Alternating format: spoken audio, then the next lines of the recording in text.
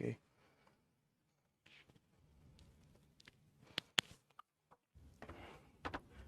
Hello hello hello hello hello hello hello hello hello hello hello hello hello hello hello.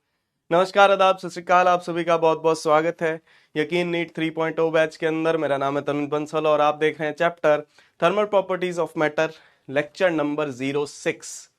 बहुत बहुत स्वागत है। कृति, खुशी, भविता, सौरभ, अनुष्का, विवेक, तनु, शुभम, शमरीन, अवंतिका, सौरभ, अभिषेक, नजरीश, प्रदीप, नवाब, बहुत बहुत स्वागत है भाई सभी का। तो आज अपना इसका लेक्चर नंबर 06 है जो हम डिस्कस करने वाले हैं। जैसा कि आपसे बात की थी, कल भी मैंने बात की थी आपसे। मैंने आपको बोला था कि अपन आज 2 लेक्चर लेंगे, ठीक है ना, इस चैप्टर को खत्म कर देंगे क्योंकि दिवाली पे जाने से पहले तो फिर जब हम वापस आएंगे तो हम नया चैप्टर शुरू करेंगे तो ज्यादा सही रहता है भाई, है ना। तो इस चैप्टर का काम इस चैप्टर में ही अपन खत्म कर देंगे। लेक्चर नंबर 06 है, ठीक है जी, लेक्चर नंबर 06। दूसरा लेक्चर भी होगा आज ही, ठीक है ना, आज ही दूसरा लेक्चर भी होगा। ज्यादा लंबा नहीं होगा दूसरे वाला, ठीक है ना, टेंशन नहीं लेने का, है ना, आपको ज्यादा प्रताड़ित नहीं करूंगा मैं। हाँ, तो ये मान लो कि पहला लेक्चर 2 घंटे का और दूसरा लेक्चर 1 घंटे के करीब, है ना। हाँ, तो दूसरा लेक्चर छोटा होगा क्योंकि तब तक अपना खत्म हो जाएगा सिलेबस ये, ठीक, मतलब इस चैप्टर का सिलेबस, वैसे सिलेबस नहीं, तो इस चैप्टर का सिलेबस। थर्मल रेजिस्टेंस पढ़ना है, कन्वेक्शन पढ़ना है, रेडिएशन पढ़ना है। तो ये मेन तौर पे 3 टॉपिक्स हैं भाई, थर्मल रेजिस्टेंस, कन्वेक्शन और रेडिएशन। ये जो इस लेक्चर के टॉपिक्स हैं वो ये वाले। Clear? Okay okay okay okay, चलो स्वागत है एक बार फिर से। तैयार हो? We are ready to rock. बिल्कुल भैया, रॉक करने के लिए हम रेडी हैं। We are ready to rock का मतलब क्या होता है? धमाल मचाने के लिए, तूफान ला देने के लिए हम रेडी। पता नहीं कौन सा तूफान लेके आएंगे वो तो नहीं पता, ठीक है ना, वो नहीं पता कौन सा तूफान है, लेकिन तूफान आएगा जरूर। और जब रिजल्ट आएगा तो हमारे रिजल्ट का तूफान आएगा, है ना। हाँ, चलो थोड़ा सा समराइज कर लेते हैं भाई, अपन थोड़ा सा समराइज कर लेते हैं। कैलोरीमेट्री में कल मैंने आपको कुछ चीजें बताई थी, ठीक है ना, 2-3 चीजें। बाकी तो आइस वाटर मिक्सचर वाले क्वेश्चन तो करे ही थे कि प्रेशर बढ़ने से मेल्टिंग पॉइंट, बॉइलिंग पॉइंट बढ़ता है, जनरली दोनों बढ़ते हैं। लेकिन वाटर के केस में उल्टा होता है। वाटर के केस में प्रेशर बढ़ने से मेल्टिंग पॉइंट कम हो जाता है, ठीक है ना। बॉइलिंग पॉइंट तो बढ़ता है लेकिन मेल्टिंग पॉइंट जो है वो कम हो जाता है। ट्रिपल पॉइंट जिसपे तीनों फेस को एग्जिस्ट करते हैं, अगर वाटर वाले की बात करें तो 0.006 ATM, ठीक है ना, एंड 0.01 डिग्री सेल्सियस। CO2 की बात करें तो 5.11 ATM एंड -56.4 डिग्री सेल्सियस, ठीक है ना। तो ये अपने पास ट्रिपल पॉइंट हो गए। उसके बाद हमने हीट ट्रांसफर शुरू किया था। हीट ट्रांसफर मैंने आपको बताया था 3 टाइप का होता है, थप्पड़ थ्योरी भी बताई थी भैया।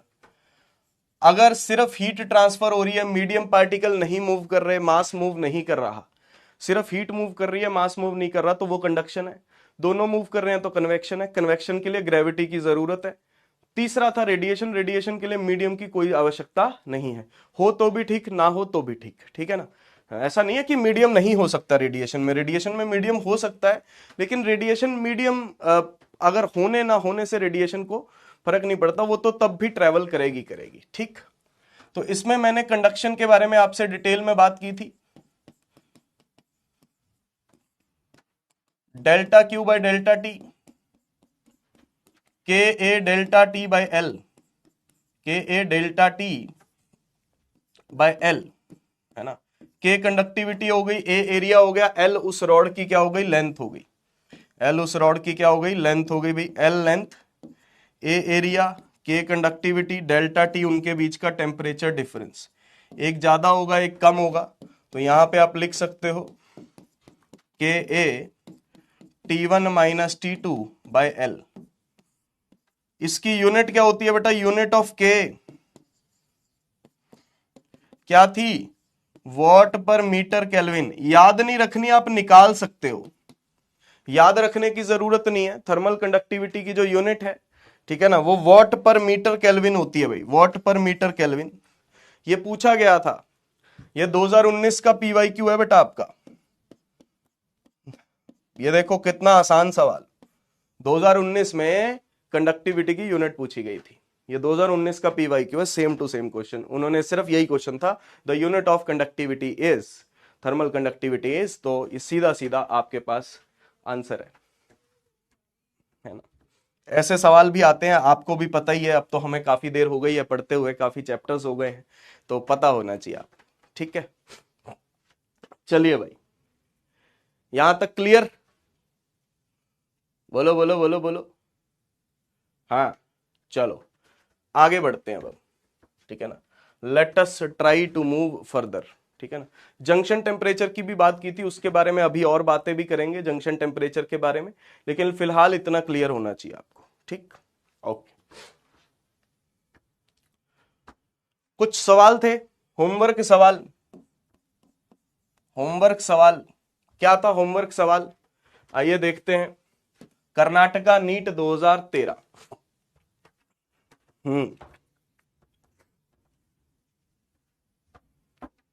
Two metal rods, 1 and 2 of same length, have same temperature difference between their ends. Their thermal conductivity are K1 and K2 and cross-sectional areas A1 and A2 respectively. If the rate of heat conduction in one is 4 times than that in two, ठीक है ना, तो फिर जो है आप बताइए कि क्या होगा यहाँ पे। K1A1 4K2A2, K1A1 2K2A2, 4K1A1 K2A2, या फिर K1A1 K2A2। लो भाई, पुल ऑन कर देते हैं। चलो चलो चलो चलो चलो, हाँ आइए। दो मेटल रॉड्स हैं 1 and 2, कह रहे हैं इनकी लेंथ सेम है बेटा, इनकी लेंथ सेम है, ठीक है ना। दो मेटल रॉड्स हैं, इनकी लेंथ क्या है? सेम।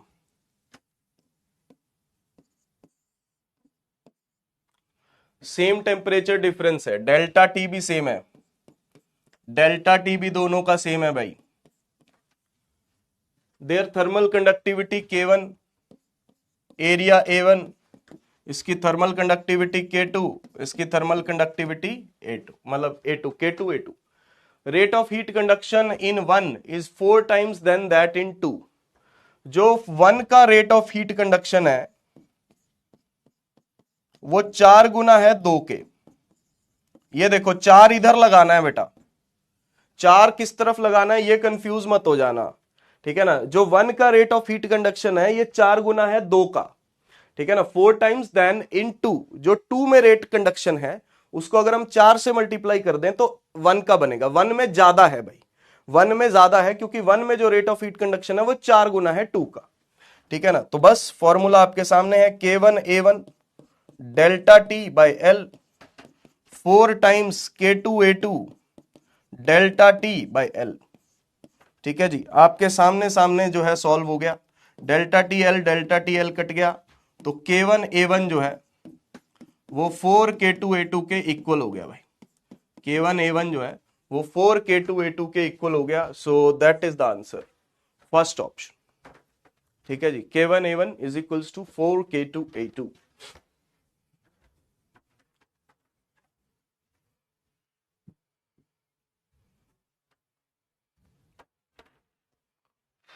बढ़िया, 72% तकरीबन लोगों ने सही किया है। सर जी बहुत बारिश हो रही है, हाँ यार इधर भी हो रही है भाई, इधर भी हो रही है। मतलब अभी आज पूरा ठंडा ठंडा मौसम है भाई, ऐसा मौसम है जिसमें आपकी सेहत जो है बिगड़ सकती है, मैं सच बता रहा हूँ। ख्याल रखना भाई, ठीक है ना। मेरे को जुकाम हो जाए तो चल जाएगा, ठीक है ना, कोई दिक्कत नहीं है, अपन थोड़ी बहुत क्लास ले लेंगे फिर भी, है ना। लेकिन आपके लिए ये समय बहुत क्रूशल है, इस समय आप अपनी सेहत का ध्यान जरूर रखें भाई।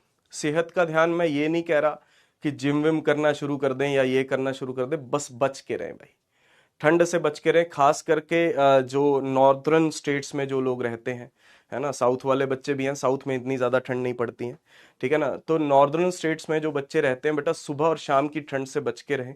पहले से ही अपना जो है मतलब उस तरीके से अपने आप को करके रखें भाई।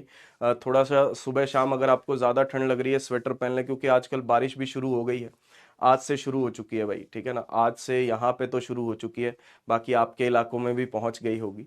बहुत ज़रूरी है, क्योंकि इस टाइम पे आप एक दो दिन का भी अगर आपका नुकसान हो जाता है ना, तो वैसे तो ठीक है, मतलब कहने को बात है कि यार एक दो दिन से सर क्या ही हो जाएगा, जब इतने महीनों से नहीं हुआ तो एक दो दिन से क्या हो जाएगा, बात ठीक है। लेकिन एक दो दिन से ना रिदम बिगड़ जाती है। मान लो आप बहुत दिन से रेगुलरली बहुत अच्छा पढ़ रहे हो, अगर एक दो दिन आपके खराब हो गए ना, ये जुकाम के चक्कर में, बुखार के चक्कर में, रिदम बिगड़ जाएगी, और उस रिदम के चक्कर में फिर आगे के दिन भी खराब हो जाते हैं, है ना। इसलिए कहते हैं कि भाई रिदम नहीं बिगड़नी चाहिए। ठीक, क्लियर है। तो अपना रिदम जो है वो संभाल के रखिएगा और अपनी सेहत को बचा के रखिएगा, ठीक है। जंक्शन टेम्परेचर के बारे में बात की थी हमने, ठीक है ना, ये T1 हो गया, ये T2 हो गया, ठीक है ना, तो ये K1, A1, L1, K2, A2, L2, ठीक है ना। तो क्या लिखा था मैंने, K1 A1 बड़े में से छोटा माइनस करना है बाय L1, K2 A2 और T माइनस T2 बाय क्या होगा L2। अगर आइडेंटिकल रॉड्स हैं, आइडेंटिकल रॉड्स के लिए बिल्कुल आइडेंटिकल रॉड्स हैं भाई, क्या बना था T की value T1 plus T2 by 2। Junction पे जो टेम्परेचर होगा वो एवरेज होगा भैया, ठीक है ना, जंक्शन में जो टेम्परेचर होगा एवरेज होगा। और जहां तक बारिश नहीं पहुंची है भाई, कुछ कमेंट्स में पढ़ पा रहा हूं, पहुंच जाएगी भैया, पहुंच जाएगी बारिश, ठीक है ना, कोई दिक्कत नहीं है। फिर बारिश कई बार इतनी पहुंचती है कि हम कहते हैं कि भैया ना ही हो तो अच्छा है, ठीक है। हाँ चलो एक सवाल कर लेते हैं, लेट अस डू अ सवाल।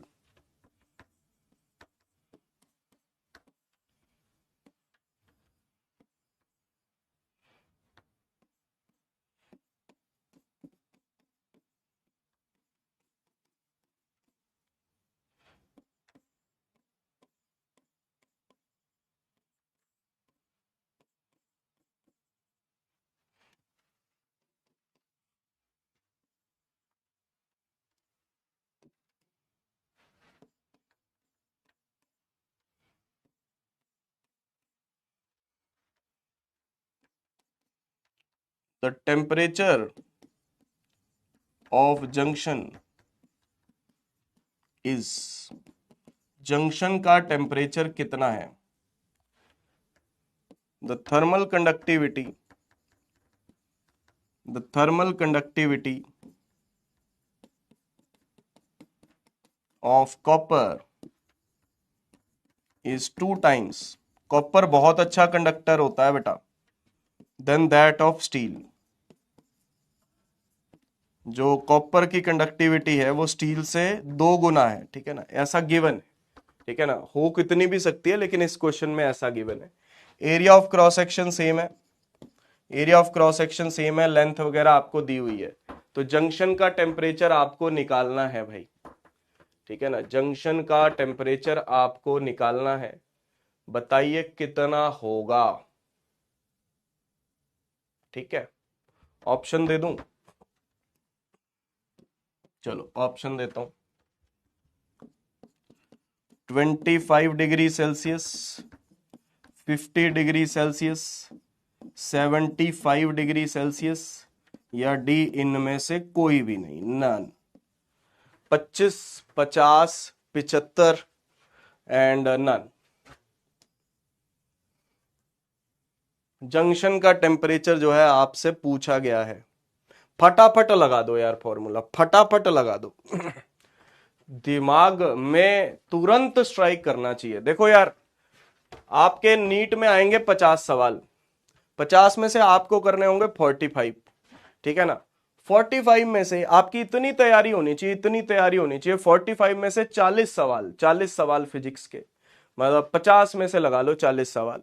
40 सवाल ऐसे होने चाहिए, क्वेश्चन देखा आपको पता चल जाए क्या करना है, एक बार क्वेश्चन पढ़ लिया आपको पता चल जाए कौन सा फॉर्मूला लगाना है, सोचने का वक्त ना मिले आपको, ठीक है ना। इतनी प्रैक्टिस होनी चाहिए। ये चीज आएगी कैसे? प्रैक्टिस से क्योंकि तभी सवाल जल्दी सॉल्व हो पाएंगे भैया, ठीक है ना। तो आप सवाल को देखो, मैं ये नहीं कह रहा कि देखते ही आंसर आ जाए, ऐसा नहीं कह रहा ना, गलत मत समझना। मैं ये कह रहा हूं कि सवाल पढ़ के पता चल जाए कि करना क्या है, सवाल पढ़ के पता चल जाए कि करना क्या है, सोचना ना पड़े। सोचना सिर्फ 5 क्वेश्चंस पे पड़े, ठीक है ना, सोचना सिर्फ 5 क्वेश्चंस पे पड़े, ठीक है ना। तो इतना आपका काम जो है चल जाएगा, इतनी प्रैक्टिस आपकी होनी चाहिए अच्छी खासी, ठीक है ना। अगर आपकी इतनी प्रैक्टिस हो गई है फिर आपका सिलेक्शन होने से कोई नहीं रोक सकता भाई। भगवान भी आ जाए तो वो भी कहेंगे कि नहीं भैया तुम सेलेक्ट नहीं हो, नहीं भैया फिर भी हो जाओगे तुम सेलेक्ट, ठीक है ना। तो पूरी कायनात तुम्हारी मदद करेगी उसको अचीव करने में। ये टारगेट बना के चलना। जब आपको लगे कि किसी चैप्टर में ये टारगेट आपका अचीव हो गया है, बस ठीक है, फिर उस चैप्टर में और ज्यादा प्रैक्टिस करने की जरूरत नहीं पड़ती, ठीक है ना। फिर अगले चैप्टर पे चलो। ऐसा नहीं कि भैया अपन एक ही चैप्टर को बहुत ज्यादा मास्टर कर लें और दूसरे चैप्टर में बिल्कुल भी आते ना हो, तो उसका भी कोई फायदा नहीं है, ठीक। हम्म।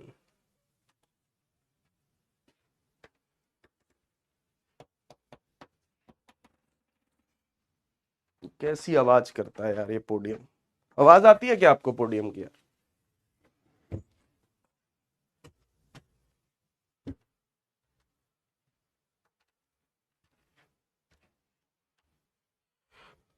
अब ठीक है।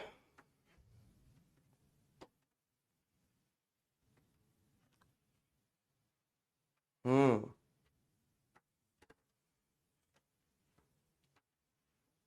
सर जी अब की बार 700 पार, बिल्कुल भैया, बिल्कुल बिल्कुल। भैया देखो आ जाओ। K1 A1 T1 minus T, K1 A1 T1 minus T by L1, K2 A2 T minus T2 by L2, ठीक है। हाँ, और थर्मल कंडक्टिविटी दे रखी है बेटा, कॉपर की डबल है, तो ये 2K ले लो, एरिया बराबर है T1 माइनस टी, ठीक है ना, T1 माइनस टी, T1 बाद में पुट कर दूंगा, बाई L कितना है 20, तो K2 K है, एरिया A है T माइनस T2 और L कितना है 10, ठीक है जी, सही है जी। K1 को 2K रख दिया, ये कट गया, और K2 को K रख दिया, ये टू यहां से भी कट गया, एरिया भी कट गया बेटा, सब कट गया बेटा। T1 minus T, T minus T2 बन गया, फिर ये वही आ गया, एवरेज ही बन गया बेटा, 100 प्लस 0/2 यानी कि 50 डिग्री सेल्सियस, 50 डिग्री सेल्सियस। ये पता क्यों आया? ये पता क्यों आया? क्योंकि 2 से 2 कट गया, मैंने थर्मल कंडक्टिविटी भी डबल कर दी और लेंथ भी इसकी डबल है, ये 2 से 2 कट गया भाई। अब देखो लेंथ भी डबल है, थर्मल कंडक्टिविटी भी डबल है, ठीक है ना, लेंथ भी डबल, थर्मल कंडक्टिविटी भी डबल, तो वो 2 से 2 कटने की वजह से ऐसा हुआ है, ठीक है ना, वो 2 के 2 कटने की वजह से ऐसा जो है वो हो पा रहा है। मुबारक हो, ठीक। अच्छा सर, अच्छा सर ये बताइए, चलो ये तो दो रॉड्स का जंक्शन हो गया, ठीक है ना, ये तो सर दो रॉड्स का जंक्शन हो गया, अगर 3 का आ गया सर तो, है ना सर, अगर 3 का आ गया तो क्या करेंगे सर? 3 और मोर रोड्स जंक्शन। घबराने की जरूरत नहीं है, आपको लॉ पता है ना, थर्मल कंडक्टिविटी का लॉ पता है ना, तो आपको बिल्कुल भी घबराने की जरूरत नहीं है, आप उस क्वेश्चन से बच के निकल जाओगे। जैसे मैं आपको बताता हूं, मान लो 3 रॉड्स का क्वेश्चन आ गया, मान लो 3 रॉड्स का क्वेश्चन आ गया भाई, ठीक है ना, ये वाई शेप, वाई शेप बना दी बेटा मैंने, 3 रॉड्स बना दी, ठीक है ना, तो ये K1 A1 L1, ये K2 A2 L2, K3 A3 L3, और टेम्परेचर भी दिए हुए हैं, टेम्परेचर भी दिए हुए हैं T1 T2 T3। ठीक है, चलो, और T1 जो है वो T2 से भी बड़ा है, मान लो, जैसे मर्जी मान लो, उससे कोई फर्क नहीं पड़ता, लेट कर लो, ये लेट किया मैंने, नहीं भी दिए तो भी मान लो, ठीक है ना, नहीं भी दिए तो भी मान लो, उससे कोई फर्क नहीं पड़ता आंसर में, ठीक है ना। हाँ, T1 ग्रेटर देन T2 है, T1 T2 से बड़ा है, और T1 T3 से भी बड़ा है, T1 जो है वो T3 से भी बड़ा है। तो इसमें आपको जंक्शन का टेम्परेचर जो है वो पूछा जाएगा, ठीक है ना, जंक्शन का टेम्परेचर जो है वो पूछा जाएगा, T is the junction temperature. तो क्या करोगे, इसमें क्या लगाओगे बेटा, सुनो भाई, जो 1 का फ्लो होगा, जो यहां से फ्लो आएगा, जो यहां से फ्लो आएगा वो दो हिस्सों में बट जाएगा भाई, जो यहां से फ्लो आएगा वो दो हिस्सों में डिवाइड हो जाएगा, ठीक है ना। दिस, बोलो भैया, ऐसे आया, ऐसे चला गया दो हिस्सों में, ये 1 का फ्लो दो हिस्सों में डिवाइड हो गया बेटा, 2 और 3 में डिवाइड हो गया। तो आप ऐसा बोलोगे कि delta Q1 by delta T is equals to delta Q2 by delta T plus delta Q3 by delta T. बोलो क्लियर हुआ? एक फ्लो दो फ्लो में डिवाइड हो गया, जैसे पानी डिवाइड होता है। कुछ याद करने की जरूरत नहीं है बेटा, मैं सच बताऊं, कोई फॉर्मूला याद करने की जरूरत नहीं है, बस तरीका देख लो मैं क्या कर रहा हूं, ठीक है ना। अगर आ गया सवाल तो K1 A1 T1 minus T by L1, K2 A2 T minus T2 by L2, सिर्फ तरीका देखो,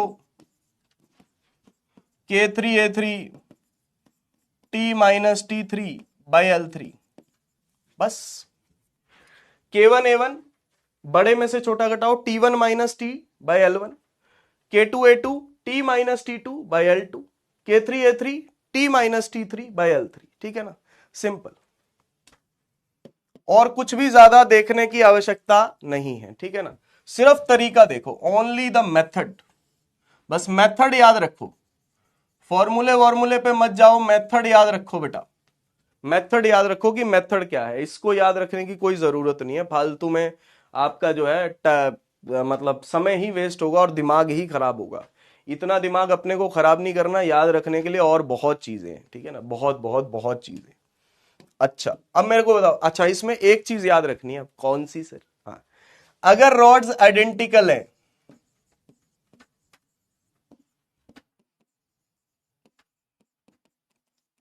इफ रॉड्स आर आइडेंटिकल, अगर रॉड्स आइडेंटिकल है तो K1 कट जाएगा, K1 K2 K3 कट जाएंगे, सारे K कटेंगे, सारे L कटेंगे, सारे एरिया कटेंगे। बोलो भैया, K1 K2 K3 कट जाएंगे, सारे बराबर है, एरिया भी कटेंगे, लेंथ भी कटेगी, तो बचेगा क्या? क्या बचेगा भाई, मेरे को बताना जरा। T1 minus T is equals to T minus T2 plus T minus T3, देखना क्या बनेगा, देखो आपके सामने सामने बनाऊंगा, ठीक है ना।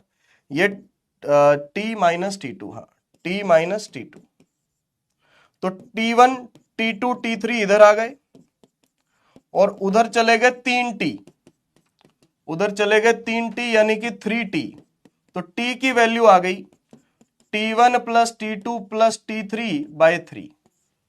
बोलो ये तो समझ में आ गया ना कैसे आया? ये तो समझ में आ गया कि अगर रॉड आइडेंटिकल होंगी, 3 रॉड आइडेंटिकल है तो बाय 3, 4 होंगी तो क्या होगा, बता दो भैया। यहीं पे 4 आइडेंटिकल रॉड होंगी तो क्या होगा, T1 T2 T3 T4 bye 4। 5 होंगी तो क्या होगा, T1 T2 T3 T4 T5 bye 5। 6 होंगी तो क्या होगा, T1 T2 T3 T4 T5 T6 bye 6। बोलो, बस वही करना है भाई। इसमें 2 था, ठीक है ना, इसमें 2 था आइडेंटिकल रॉड्स के लिए, ये वाला आइडेंटिकल रॉड्स के लिए T1 plus T2 bye 2, identical rods के लिए यहां पे बाय 3, 4 होगा तो बाय 4, 5 होगा तो बाय 5, 6 होगा तो बाय 6, बस यही करना है। इसके आने की प्रोबेबिलिटी ज्यादा है, आइडेंटिकल रॉड्स के आने की प्रोबेबिलिटी ज्यादा रहेगी, ठीक है ना, एज कंपेयर टू दिस, क्योंकि इसमें आपको कैलकुलेशन करनी पड़ेगी, समय लग सकता है। तो नीट के सवालों में ज्यादातर इतना समय होता नहीं है, तो ज्यादातर इसके आने की प्रोबेबिलिटी ज्यादा है भाई, ठीक है ना, ऐसा क्वेश्चन आने की प्रोबेबिलिटी ज्यादा होती है, ठीक है ना, जिसमें इस तरीके की चीजें दी हो। रॉड्स कितनी भी आ सकती है। बोलो भैया, क्लियर?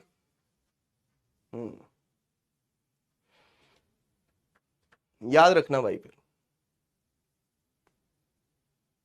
सर आज तो आपके मजे हैं, दो दो क्लास है आपकी, मजे क्या है इसमें भाई?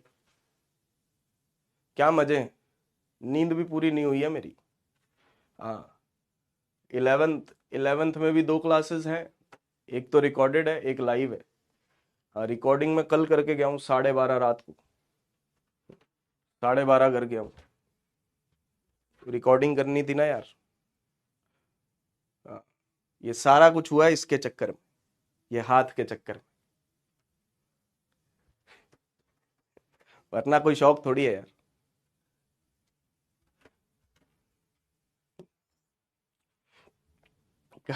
ये कह रहा मजे है सर। वाह भाई, मजे है। सर मत लो फिर, नहीं लेने, ऐसा क्लास तो लेनी है भाई। ऐसा मैं इतना भी अच्छा इंसान नहीं हूं जितना तुम समझ रहे हो, क्लास तो लेके रहेंगे। देखो जरा क्वेश्चन को।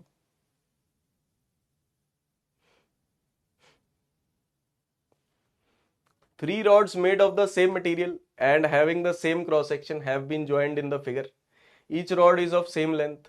The left and right ends are kept at 0°C and 90°C respectively. The temperature of the junction of the three rods will be. Studio सारी रात खुले रहते हैं भाई, जब भी आए, जिसको भी आए, जब भी चाहो। मान लो आपका रात के 2-3 बजे मन किया कि रिकॉर्डिंग करनी है, तो स्टूडियोज खुले रहते हैं, जब मर्जी आओ, जब मर्जी रिकॉर्डिंग करो, कोई प्रॉब्लम नहीं होती है ना? ये अच्छी बात है। सच है ये, मैं मजाक नहीं कर रहा हूँ, सच है। किसी को रात को 4 बजे भी आना है तो 4 बजे आके भी कोई टीचर रिकॉर्ड कर सकता है। हालांकि आते नहीं है, इतने पागल लोग नहीं है, लेकिन आ सकता है।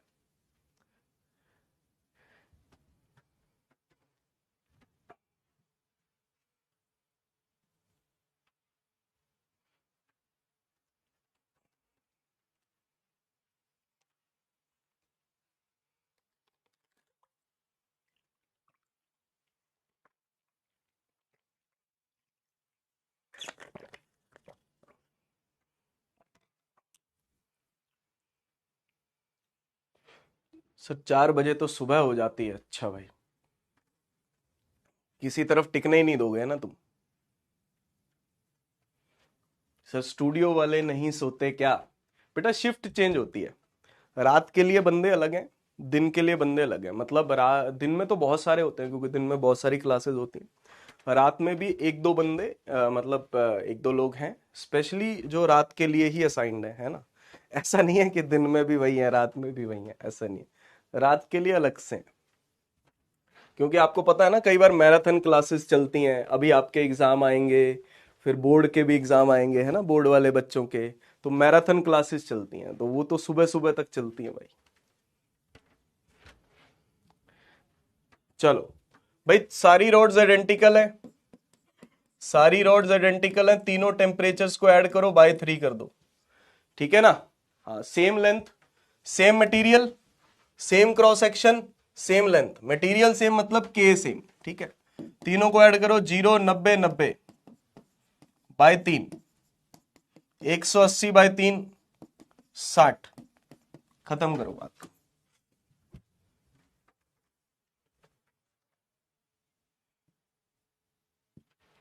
सही है। वाह, 90% लोग, 90% लोगों ने सही उत्तर दे दिया। ये तो बहुत कम हुआ है यार यहाँ पे, 90% से ऊपर आई थिंक एक दो बार और हुआ होगा। Sir shout out please. ये यही तो था, इसी को तो कहते हैं शाउट आउट, कि जोर से चिल्लाओ।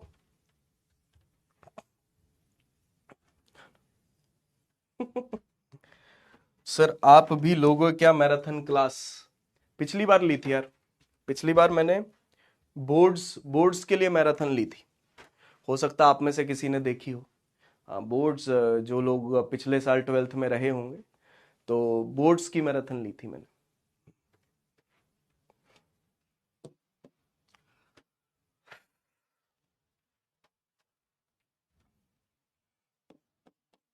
एक वर्ड होता है टेम्परेचर ग्रेडियंट।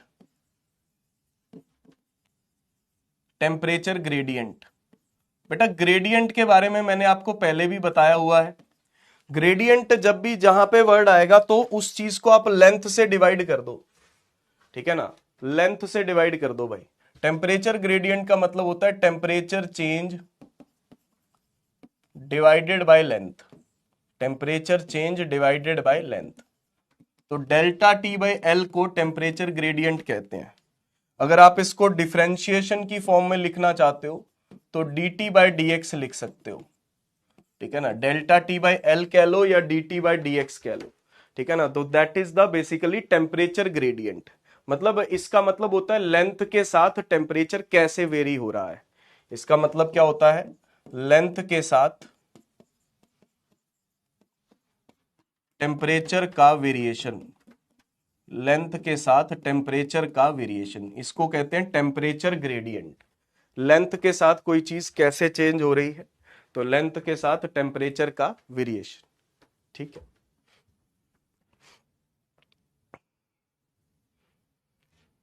चलो ये समझ में आ गया टेम्परेचर ग्रेडियंट, बस पता होना चाहिए क्या होता है, और तो कोई मकसद नहीं था मेरा।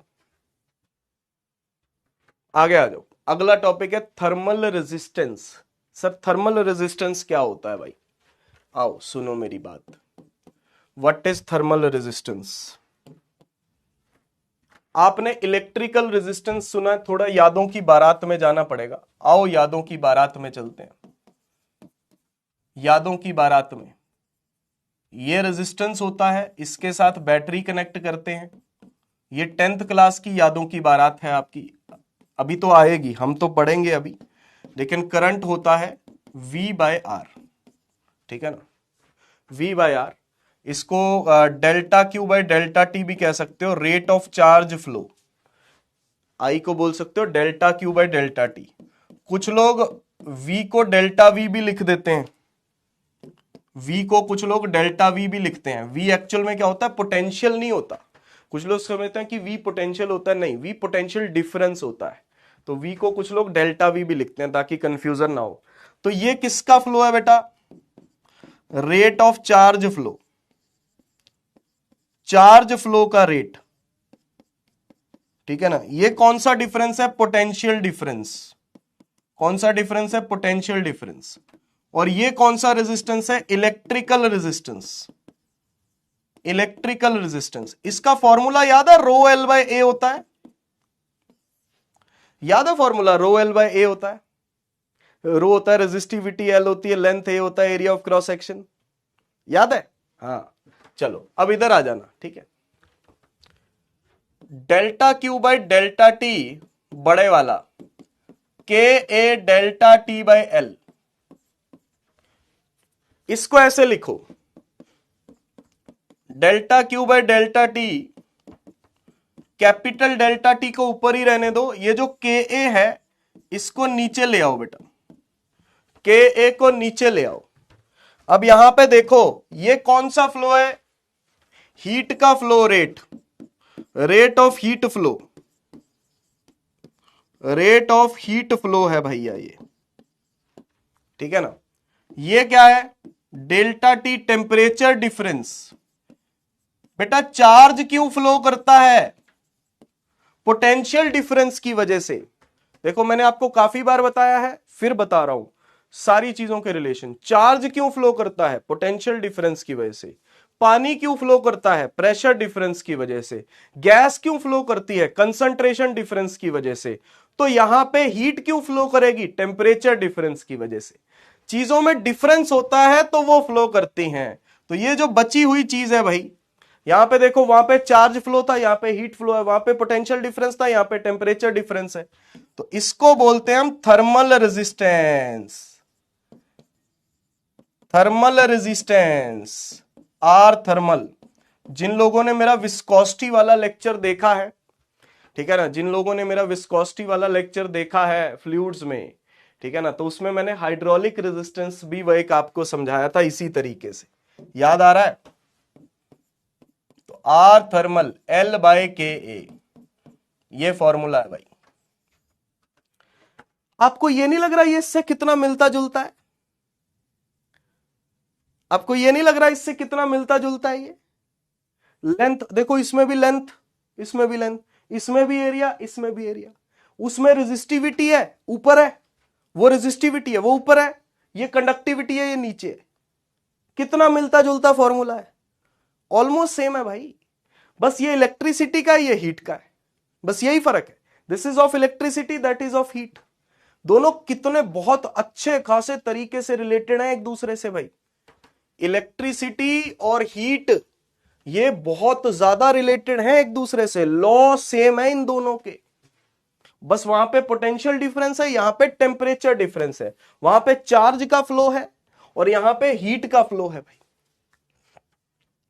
L बाय के ए याद रखना भाई, ठीक है ना। Thermal resistance R T H, R के पैर में टी एच, ठीक है ना, आर के पैर में टी एच, L बाय के ए, ठीक है ना। बाकी सारी चीजें आपको पता है, ठीक है ना।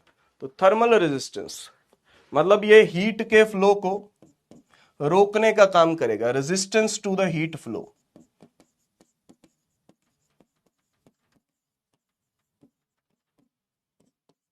बेसिकली एक तरीके का ऑब्स्ट्रक्शन, ऑब्स्ट्रक्शन, ऑब्स्ट्रक्शन मतलब रोकना, ऑब्स्ट्रक्शन मतलब रोकना, हीट के फ्लो को रोकने का काम करेगा ये L बाय के ए, ठीक है ना। जितना ये ज्यादा होगा उतना ही हीट का फ्लो कम होगा भाई। जितना थर्मल रेजिस्टेंस ज्यादा होगा उतना ही हीट का फ्लो क्या होगा, कम होगा, ठीक है। ओके जी, चलो, I hope that is very very very very very very clear to you कि थर्मल रेजिस्टेंस क्या होता है।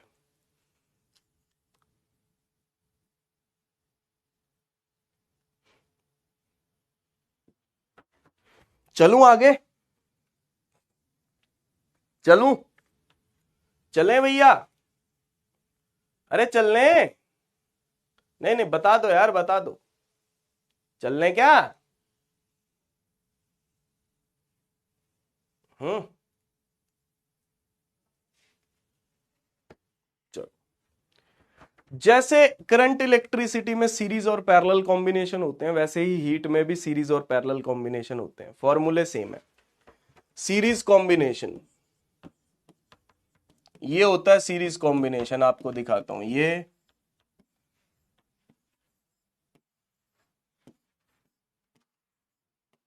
सो on so on so on so on so on, इतनी सारी रॉड्स कनेक्टेड हैं, K1 K2 K3 K4 K5 K6 so on, है ना। L1 L2 L3 L4 L5 L6 A1 A2 A3 A4 A5, ज्यादा बन गई क्या ये?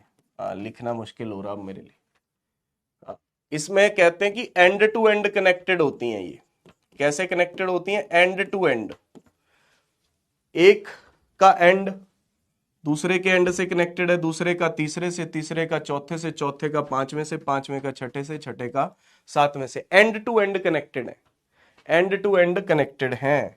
तो बेटा सीरीज कॉम्बिनेशन में जो इक्विवेलेंट रेजिस्टेंस होता है, आर सीरीज वाला जो आएगा, आर सीरीज वाला जो आएगा वो सारे इसको ऐड करके आ जाएगा, R1 plus R2 plus R3 up to so on so on so on so on, ठीक है ना। तो अगर आर सीरीज आपको लिखना हो तो L1 L बाय के ए होता है ना, L बाय के होता है, तो L1 bye K1 A1, L2 bye K2 A2, L3 bye K3 A3, इस तरीके से, ठीक है जी। पैरेलल में क्या होगा भाई, ये पैरेलल है, ये पैरेलल है, समझ पा रहे हो, ऐसे लगे हों, ऐसे लगे हों तो parallel, K1 K2 K3 K4, this is parallel combination, this is parallel combination, ठीक है ना।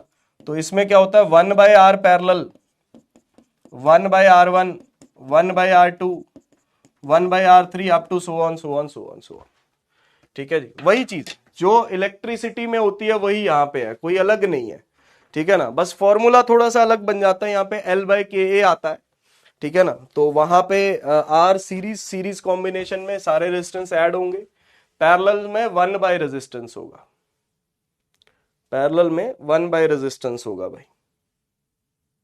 बोलो आ रही है बात समझ में?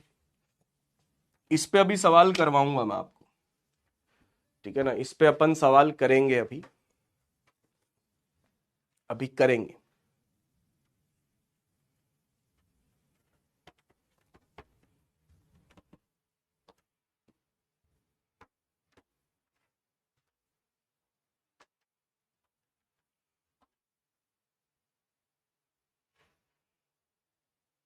सर ठंड, हाँ ठंड है भैया। क्या बात कही है यार आपने, क्या बात कही थी। अब इसमें 2 स्पेशल केस करेंगे बेटा, TB special case. Special case कौन से? For equal dimension rods, for equal dimension rods. Special case जो हम करेंगे वो इक्वल डायमेंशन रॉड्स के लिए करेंगे, मतलब जिनका लेंथ बराबर होगा और एरिया भी बराबर होगा, ठीक है ना, जिनका लेंथ बराबर होगा और जिनका एरिया भी बराबर होगा, इक्वल डायमेंशन। आइडेंटिकल रॉड्स नहीं है बेटा, आइडेंटिकल नहीं है ना, नॉट आइडेंटिकल। अगर आइडेंटिकल होती तो के भी बराबर होता, मटेरियल भी बराबर होता। मैंने कहा सिर्फ डायमेंशन बराबर है, मतलब लेंथ और एरिया बराबर है, ठीक है ना। आइडेंटिकल रॉड्स नहीं है, क्योंकि आइडेंटिकल कहने का मतलब के भी बराबर होता है, ठीक है। हाँ, इस बात का ध्यान रखना, डायमेंशन सेम है, ठीक है। चलो, सबसे पहले सीरीज कॉम्बिनेशन, आ जाओ। 2 रॉड्स लेते हैं,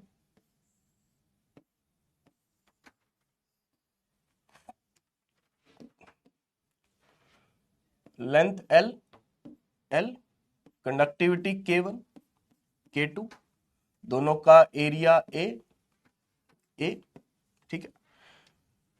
अब इसकी जगह पे मुझे एक ही रॉड चाहिए, इसकी जगह पे मुझे एक ही रॉड चाहिए। आपसे पूछा जाएगा कि इसकी इक्विवेलेंट थर्मल कंडक्टिविटी बताओ। क्या बताओ? इक्विवेलेंट थर्मल कंडक्टिविटी बताओ। क्वेश्चन क्या पूछा जाएगा जिसके बेसिस के लिए हम ये कर रहे हैं, पहले मैं आपको क्वेश्चन समझा देता हूं।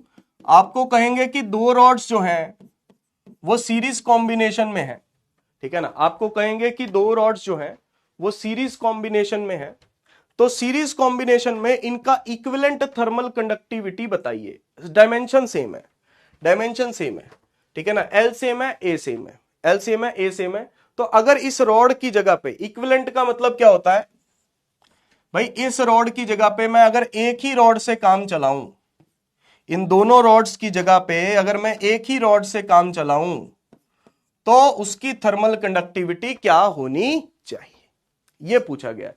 इन दोनों की जगह पे एक ही रॉड से मुझे काम चलाना है, तो उसका के मुझे क्या रखना चाहिए।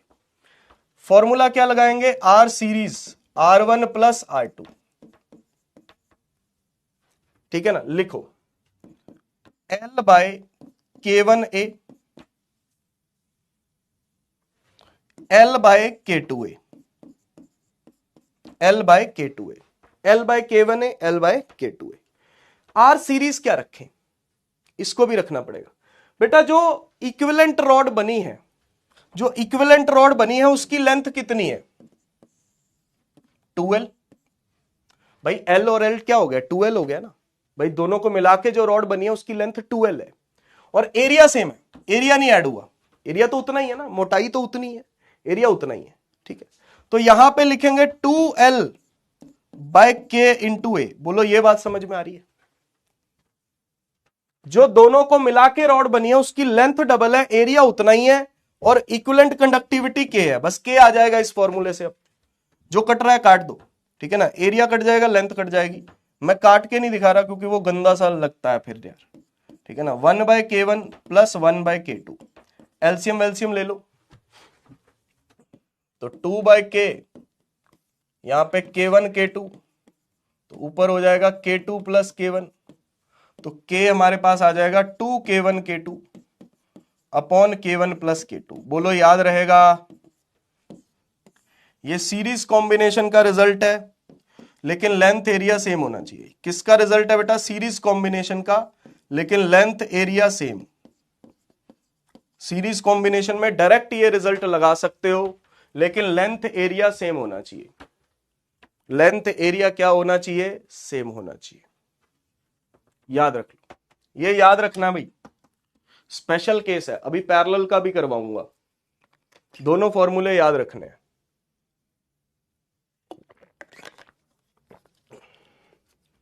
एक फॉर्मूला सीरीज का, एक फॉर्मूला पैरेलल का।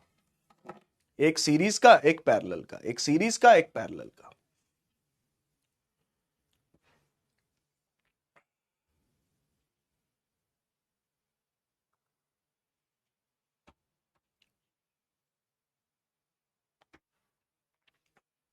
सर आपने शॉपिंग कर ली क्या? किस बात की शॉपिंग करनी थी भैया? पहली बात तो ये बताओ, दिवाली की शॉपिंग क्या ही होती है यार? लड़कों की क्या शॉपिंग होती है? तुम मुझे बताओ, लड़कों की कोई शॉपिंग होती है क्या? कोई शॉपिंग होती है लड़कों की? आप किसी दुकान पे चले जाओ, ठीक है ना, मान लो कपड़े वाली दुकान पे चले गए, अगर वो लेडीज वाली दुकान है तो आप भाई वो दिखाते हैं कपड़े, बड़े प्यार से कपड़े दिखाते हैं, उन्हें पता लेडीज आई हैं, कपड़े वपड़े लेके जाएंगी, बहुत शॉपिंग करके जाएंगी। ये देखिए मैडम बनारसी साड़ी, ये देखिए सिंगापुरी साड़ी, सिंगापुर में पता नहीं साड़ी पहनते हैं या नहीं पहनते, जयपुरी साड़ी, ये प्लाजो, ये पता नहीं क्या दिखा देते हैं भाई। इतने सारे डिजाइन आते हैं, कॉर्ड सेट आ गया, प्लाजो आ गया, सलवार सूट आ गया, साड़ी आ गई, बहुत कुछ आ जाता है भाई। लड़कों का क्या है? एक टी शर्ट, एक जीन, है ना। लड़कियों को वो दिखाते भी प्यार से हैं भैया, बहुत प्यार से दिखाते हैं, बहुत प्यार से बात करते हैं, है ना। मैं चला गया एक बार दुकान पे कपड़े लेने, है ना, हाँ सच की बात, सच्ची बात है।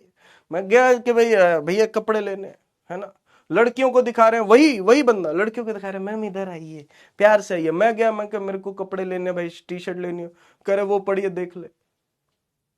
पर मैं भी सोच रहा था मेरे को प्यार से दिखाएं, आइए सर आपको क्या दिखाएं, नहीं कह रहे वो पढ़िए देख ले। कोई बात है ये? कह रहे शॉपिंग कर लो, काहे की शॉपिंग कर लो? कितना भेदभाव होता है शॉपिंग करने में, अंदाजा है कोई?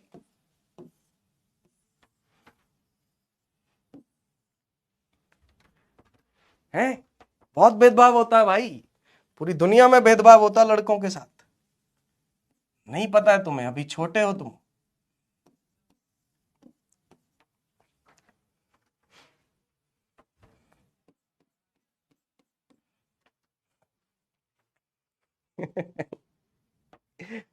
चलो इधर देखो,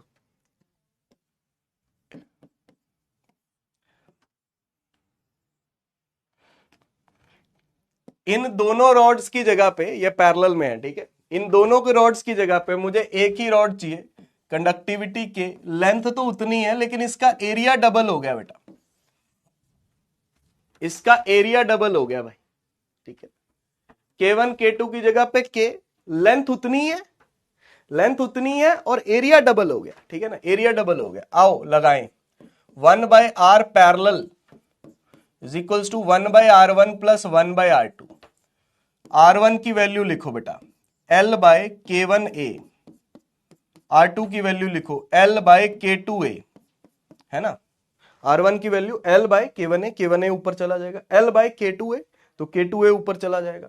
यहां पे क्या लिखेंगे? L/K इंटू 2A, है ना, double area, L/K into 2A, तो K इंटू 2A ऊपर चला गया, ठीक है ना। लेंथ लेंथ लेंथ कट गई और एरिया एरिया एरिया कट गया, ठीक है ना। तो ये क्या बना? 2K और K1 प्लस K2, ठीक है ना, K1 प्लस K2, तो K हमारे पास आ गया K1 प्लस K2 बाय 2, ठीक है ना। K अपने पास आ गया K1 plus K2 by 2। Series का सॉरी पैरेलल का रिजल्ट है भाई, ठीक है ना, पैरेलल का रिजल्ट है।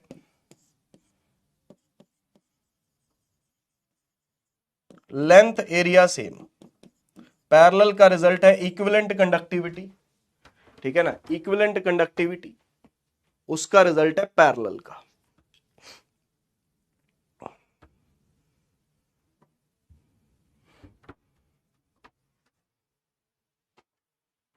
Series parallel. ठीक है, याद रखना, ये याद रखने स्पेशल केस है लेंथ एरिया सेम के लिए। ठीक है ना सर, मैम को शॉपिंग करवा दी क्या? जरूरत ही नहीं पड़ती भैया, वो खुद ही कर लेती है। वैसे भी मतलब आप समझो ना, आप शॉपिंग करने जाओ, मतलब ये दैट इज कि लेडीज के साथ शॉपिंग करने जाना है ना बहुत मुश्किल काम है भाई, क्योंकि आप बोर हो जाते हो। मैं सच बता रहा हूं, मैं ये बात के लिए पिटीशन भी दायर करने के लिए राजी हूं कि जहां पे भी हम शॉपिंग करने जाएं, लेडीज के साथ शॉपिंग जा रहे हैं, आप अपनी मम्मी के साथ जा रहे हो शॉपिंग करने, बहन के साथ जा रहे हो शॉपिंग करने, है ना, ठीक है, गर्लफ्रेंड तो नहीं होगी, तो जब भी आप जाएं तो इस बात की डिमांड जरूर करें कि वहां पे बैठने के लिए जगह होनी चाहिए बेटा, है ना, कि ताकि आप एक अलग कोने में बैठ तो सको कम से कम, है ना, एक अलग कोने में बैठ तो सके इंसान, बैठने के लिए भी जगह हो। बहुत सारी दुकानों में खड़े रहना पड़ता है, वो शॉपिंग कर रही है, उनको तो मजा आ रहा है, अपन बैठे हैं कोने में, कम से कम कोने में बैठ तो जाएंगे, मोबाइल वोबाइल तो चला लेंगे। जगह भी नहीं रखते हैं भैया वो वहां पे। हाँ, पिटीशन इस पे फाइल करूंगा मैं, केस कर दूंगा इन पे। तो,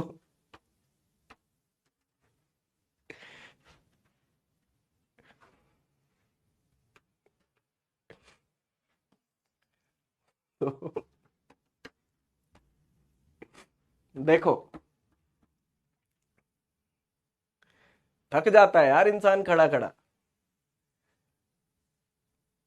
2 घंटे मैं पढ़ा लूंगा, पढ़ाना भी खड़े खड़े ही होता है, तो 2 घंटे पढ़ाना आसान है भाई। 2 घंटे अगर आपको कोई खड़ा रहने के लिए बोल देना, सिर्फ खड़ा रहना है, मुंह ताकते रहना है, अच्छा ये भी है, ये भी है, ये भी है, तो फिर कैसे करोगे भाई तुम?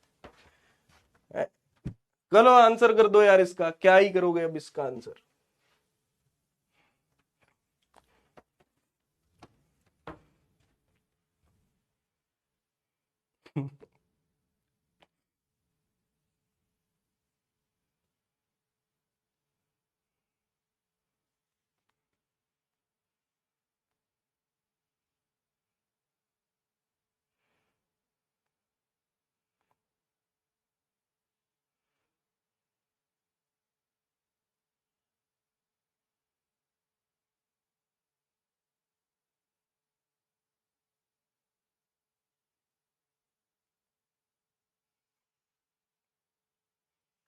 सर आपको इस जमाने ने कुछ ज्यादा ही सताया है।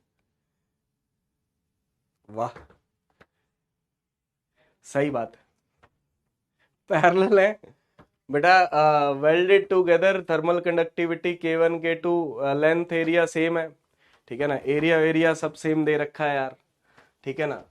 तो हालांकि एरिया इन्होंने सेम दे नहीं रखा, लेकिन दिखाई दे रहा है ना, और कोई चारा नहीं है आपके पास। एरिया इन्होंने क्वेश्चन में सेम दे नहीं रखा है, लेंथ तो चलो सेम दिखाई दे रही है आपको, है ना, K1 K2 अलग अलग है, पैरेलल कॉम्बिनेशन है, ये भी आपको दिखाई दे रहा है। एरिया दे नहीं रखा, लेकिन मान लो, है ना, और कोई चारा है नहीं आपके पास, क्योंकि अगर एरिया सेम नहीं मानोगे, एरिया गिवन तो है नहीं, एरिया गिवन तो है नहीं, तो फिर क्या ही करोगे, ठीक है ना। तो एरिया मैं लिख ही देता हूं यहाँ पे, सेम अज्यूम करना, थोड़ी कॉमन सेंस लगाना बेटा क्वेश्चन में ना, क्योंकि मैं बता रहा हूं कि नीट वाले ना अपनी गलती वलती नहीं मानते भाई, ये बात आप मान के चलना, ठीक है ना। अगर आंसर आ रहा है ना, अगर आंसर आ रहा है किसी तरीके से, तो वो अपनी गलती वलती नहीं मानने वाले, ठीक है ना, कि अपन ने नहीं दिया। हाँ, मैं आपको एक क्वेश्चन दिखा देता हूँ, ठीक है ना, आपको क्वेश्चन दिखा देता हूं कि हाँ आप कहोगे कि सत्य है बात, ठीक है ना। अब आपको मैं कोई हिंट नहीं दूंगा, आपको मैं कोई हिंट नहीं दूंगा, अपने कॉमन सेंस से क्वेश्चन सॉल्व करना, ठीक है ना।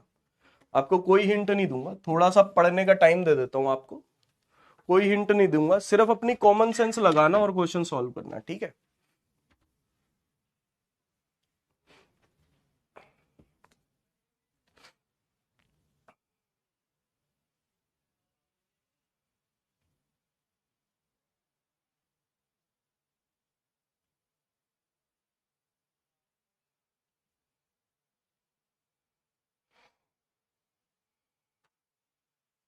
2003 का सवाल है। ये सच में यही वर्डिंग्स हैं, बस इसके अलावा कुछ भी नहीं दिया हुआ सवाल में, ठीक है ना, यही वर्डिंग्स हैं, इसके अलावा सवाल में कुछ भी नहीं दिया गया।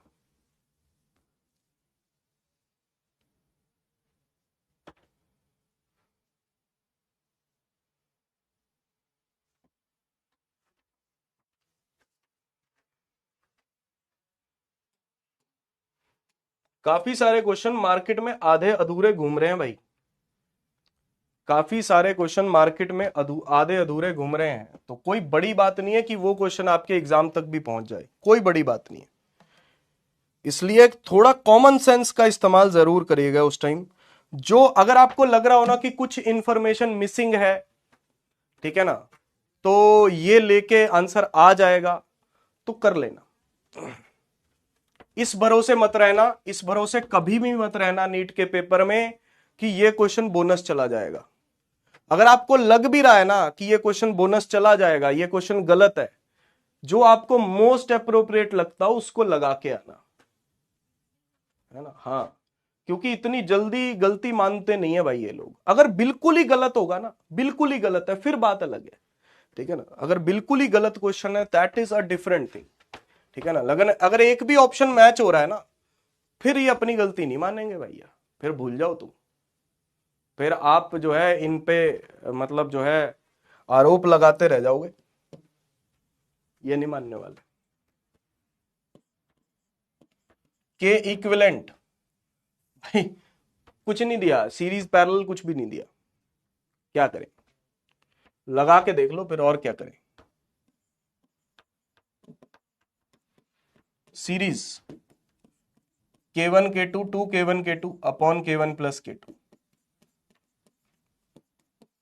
2 into K into 2K upon K plus 2K, 4K square by 3K, तो 4K बाई 3,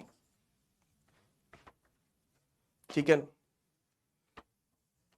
पैरेलल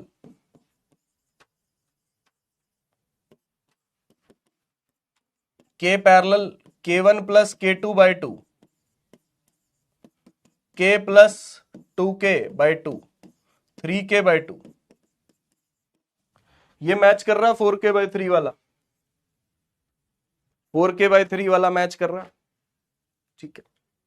बस यही कर सकते हैं, फिर और क्या करें, है ना। 3K बाई 2 वाला तो मैच कर ही नहीं रहा।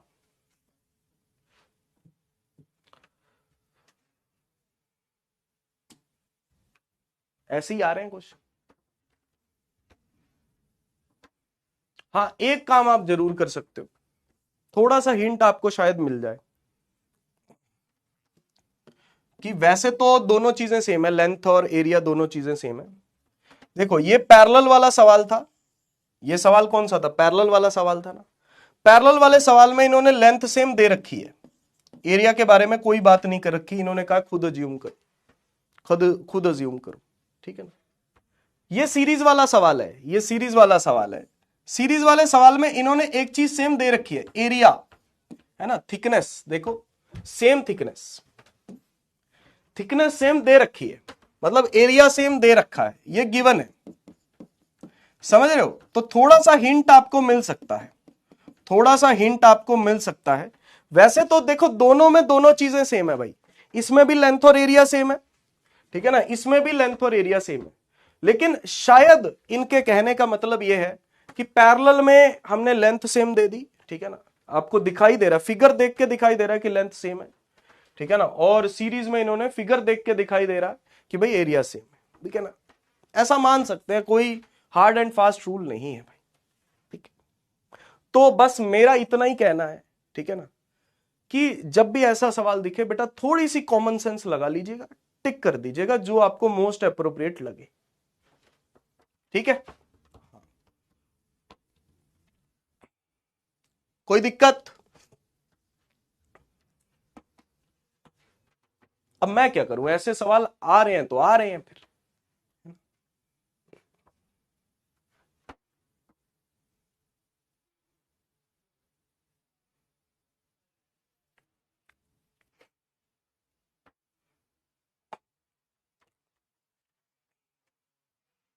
हम्म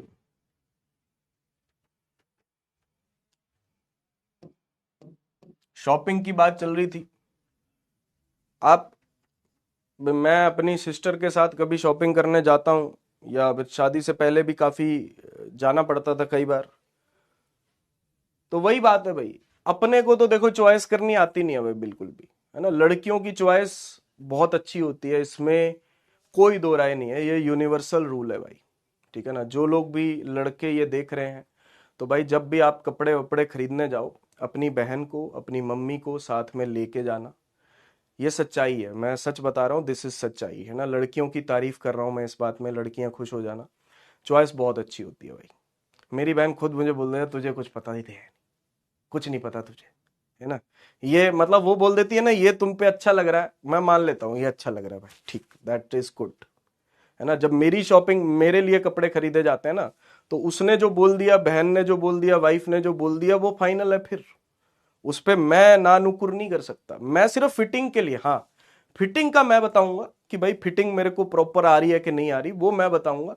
बाकी अच्छा लग रहा है नहीं लग रहा, वो उनकी सिरदर्दी है। और जब उनके कपड़े का जो है सिलेक्शन होता है, अब आप सोच रहे होगे कि उनके कपड़े का सिलेक्शन मैं करता हूँ, नहीं नहीं नहीं, उनके कपड़े का सिलेक्शन भी वही करती हैं, मेरे कपड़े का भी वही करती हैं, उनके कपड़े का भी वही करती हैं भाई, ये सच्चाई है। वो ठीक है, दिल रखने के लिए मेरे से पूछ लेती है, मेरी वाइफ दिल रखने के लिए मेरे से पूछ लेती है, पहन के दिखा देगी कि कैसा लग रहा है। मैंने कहा अच्छा लग रहा है, हाँ कह रहे मैंने भी यही सोचा था, ठीक है।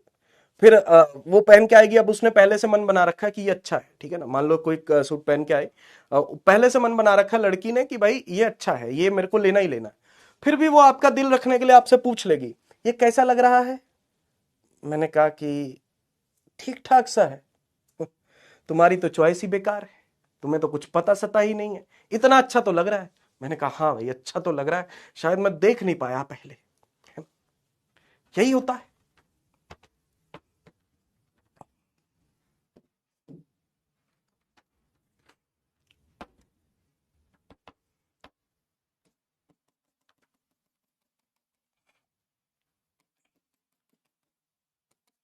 पानी, गुलाबी पानी, रूह अफ़ज़ा, रूह अफ़ज़ा पिया है?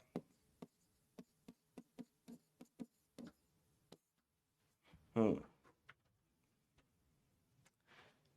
पानी मान लो, ठीक है। तो पानी, सिंपल पानी। अब होता क्या है कि जब सर्दियां आ जाती हैं, जब सर्दियां आ जाती हैं तो बर्फ जमनी शुरू हो जाती है भाई। जब सर्दियां आ जाती हैं तो बर्फ जमनी शुरू हो जाती है,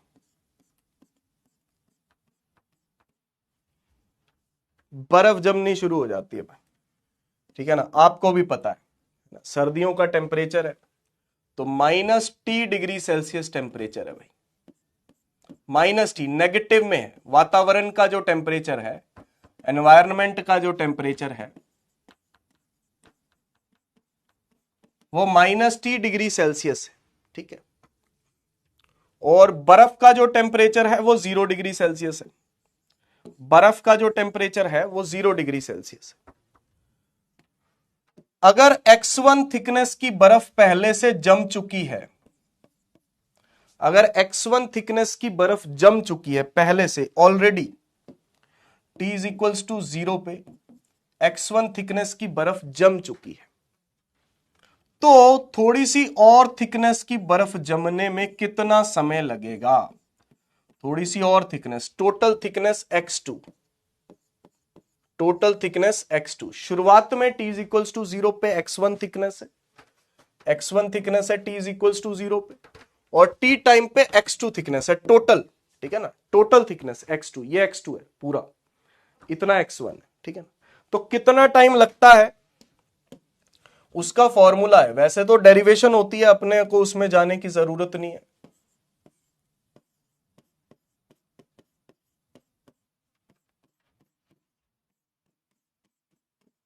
आपको ये तो बताया था ना मैंने, ये चीज तो बताई थी ना कि भाई जो आइस है वो ऊपर से जमनी शुरू होती है, anomalous behaviour of water. Ice जो वो ऊपर से जमनी शुरू होती है भाई, जितने टाइम में ये बर्फ जमती है टाइम टेकन टू फ्रीज,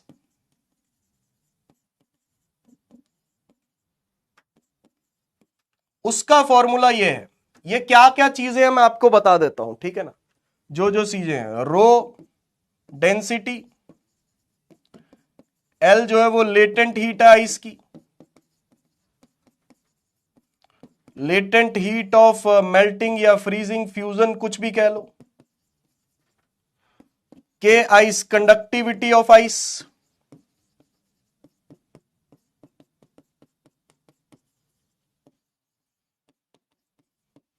और माइनस टी, ये माइनस टी वाला टी इधर है, ठीक है ना। और x2 x1 थिकनेस पहले थी और x2 थिकनेस जो है वो फाइनल है। x1 जो है वो इनिशियल है, इनिशियल थिकनेस, और x2 क्या है, फाइनल थिकनेस। x2 क्या है, फाइनल थिकनेस। तो ये फॉर्मूला है भाई जो टाइम का है कि कितना टाइम लगेगा आइस को फ्रीज होने में, यह याद रखिएगा। अभी तक सवाल इस पे नहीं आया है, अभी तक नहीं आया, ठीक है ना। आ सकता है क्योंकि है तो कंडक्शन का ही टॉपिक है, ठीक है ना, कंडक्टिविटी का ही टॉपिक है, कंडक्शन का ही टॉपिक है, तो आ सकता है, ठीक है ना, आ सकता है। तो रो एल बाय 2 के आइस इंटू टी, ठीक है ना, और x2 square minus x1 square. इसमें एक बात ध्यान रखिएगा कि जो टाइम है वो इनवर्सली प्रोपोर्शनल है के आइस के। और आपको सच सच बात बताऊं, आइस की कंडक्टिविटी बहुत लो होती है बेटा, तो बर्फ को जमने में बहुत टाइम लगता है, बर्फ को जमने में बहुत टाइम लगता है। लेक्स वगैरह में, पॉन्ड में, जो सर्दियां भी अगर आ जाए ना, अगर सर्दियां भी आ जाएं तो पूरी आइस जमने में बहुत समय लग जाएगा। क्यों? क्योंकि आइस की कंडक्टिविटी बहुत कम होती है। ये आइस जमा हुई है ना, ये देखो मैं आपको दिखाता हूं, ये पूरी आइस ही तो है। तो इस आइस की कंडक्टिविटी बहुत कम होती है, तो हीट को निकलने में दिक्कत होती है बेटा, अंदर से हीट को निकलने में, क्योंकि हीट बाहर जाएगी तभी तो आइस बनेगी, है ना। हीट बाहर जाएगी तभी तो आइस बनेगी, लेकिन आइस की कंडक्टिविटी बहुत लो होती है, ठीक है ना। तो इस वजह से हीट को बाहर जाने में दिक्कत आती है, तो इसलिए आइस आगे बन नहीं पाती या बनने में बहुत समय लगता है। आइस की कंडक्टिविटी लो होती है भाई, इसीलिए समय ज्यादा लगता है। आपने देखा होगा इग्लू, सुना इग्लू, बर्फ के घर, है ना, बर्फीले इलाकों में बर्फ के घर बनाए जाते हैं। आप लोग सोचते होंगे कि बर्फीले इलाकों में सर बर्फ के घर बनाए जाते हैं, ठीक है ना, बर्फीले इलाकों में बर्फ के घर, सर उससे तो और ठंड लगेगी। नहीं, वो जो बर्फ के घर हैं उनकी कंडक्टिविटी बहुत कम होती है। वो बर्फ के घर जो है वो, उनकी कंडक्टिविटी बहुत कम होती है, बाहर से ठंड नहीं आने देते, वो बाहर से ठंड को आने ही नहीं देते क्योंकि कंडक्टिविटी कम होती है, हीट फ्लो नहीं हो पाती या बाहर से ठंड फ्लो नहीं हो पाती, तो अंदर गर्मी रहती है उनके, ठीक है ना, उनके अंदर गर्मी रहती है, बाहर ठंड रहती है। बाहर की ठंड अंदर नहीं आ सकती, अंदर की गर्मी बाहर नहीं जा सकती, है ना। हाँ, इग्लू, इग्लू में यही कंसेप्ट यूज होता है, that is the concept used in igloos. और जो टाइम है that is proportional to x2 square minus x1 square, है ना, थिकनेस के स्क्वायर के प्रोपोर्शनल है बेटा। ये जो टाइम है ये थिकनेस के स्क्वायर के प्रोपोर्शनल है, ठीक, सही है जी। हम्म, देख लो बस इसको, फॉर्मूला देख लो।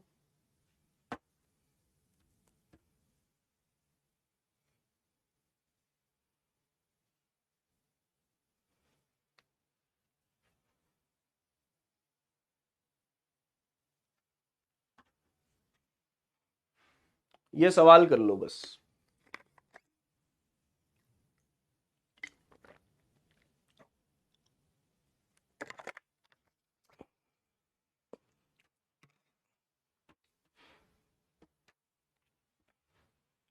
देखो जरा सवाल देखो।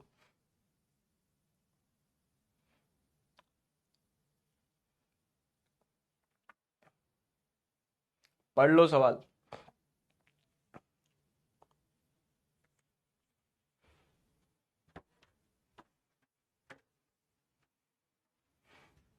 पढ़ लिया?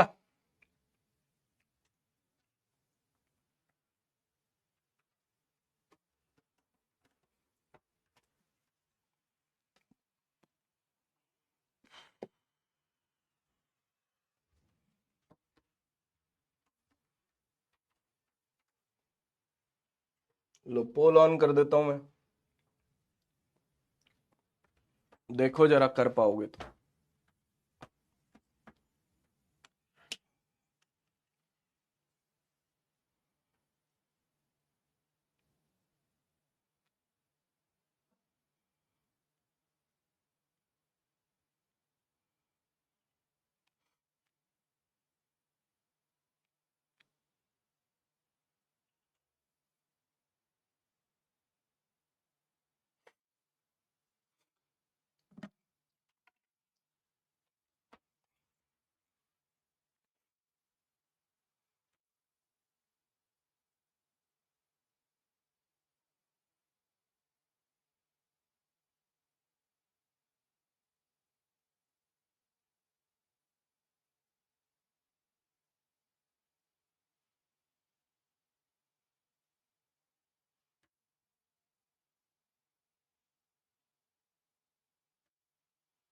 सुनो,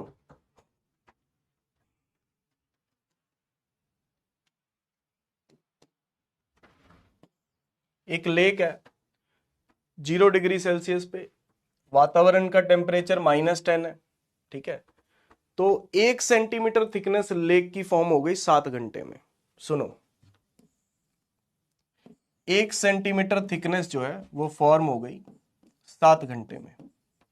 अब 1 से 2 करनी है, 1 से 2 करनी है, मतलब एक्स्ट्रा एक और करनी है।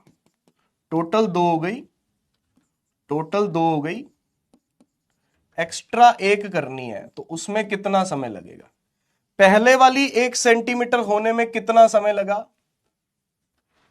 ठीक है ना, पहले वाली 1 सेंटीमीटर होने में कितना समय लगा? 7 घंटे।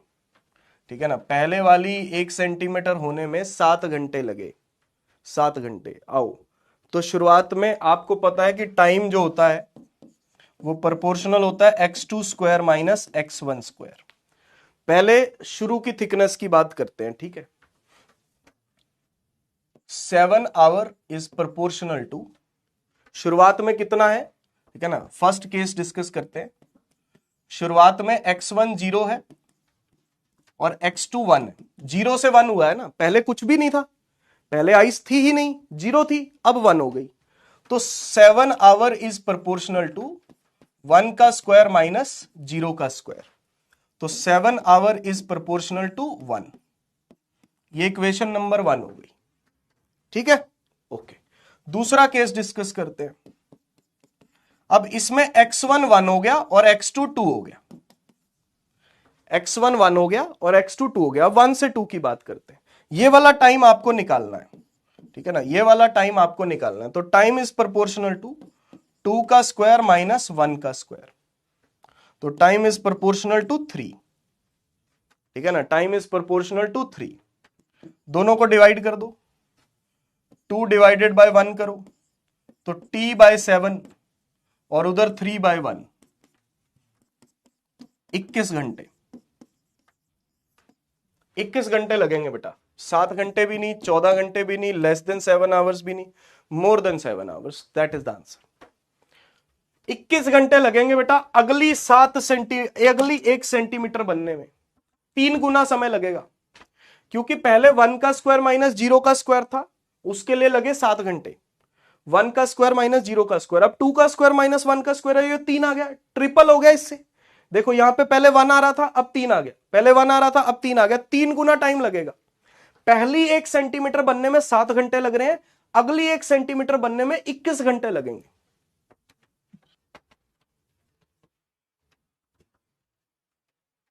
हाँ, कंसेप्ट है भाई।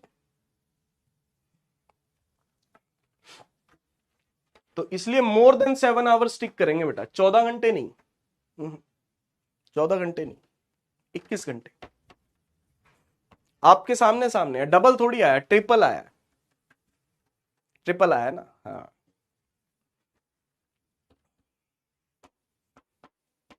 चलो,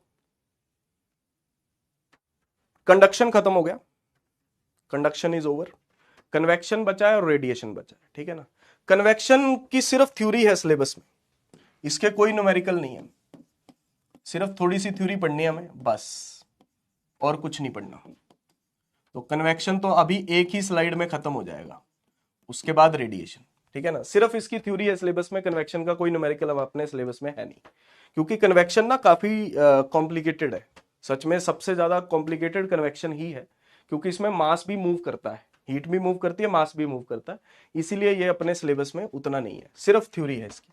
नेचुरल कन्वेक्शन, कन्वेक्शन दो टाइप की होती है, एक होती है नेचुरल कन्वेक्शन और फोर्स्ड कन्वेक्शन, ठीक है ना।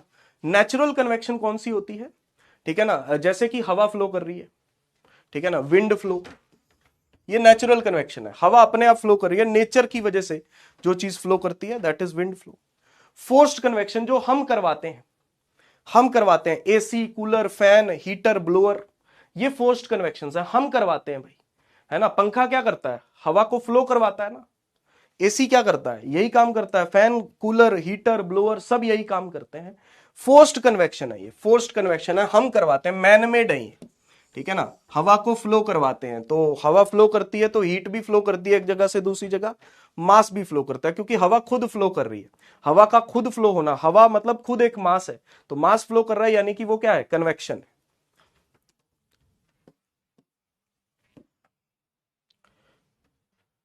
आ जाओ,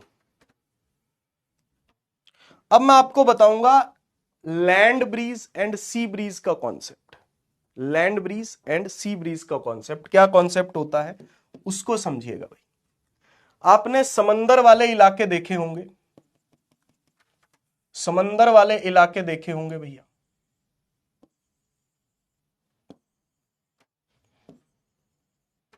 समंदर वाले इलाकों में जैसे गोवा हो गया, मुंबई हो गया, ठीक है ना, केरला, तमिलनाडु, कन्याकुमारी, है ना।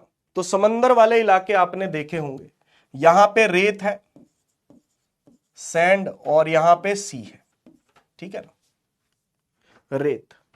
आपको पता है अगर दिन का टाइम होगा समंदर वाले इलाकों में हर समय सुहावना मौसम क्यों रहता है, उसके बारे में मैं आपको बता रहा हूं कि हर समय हवा फ्लो करती रहती है।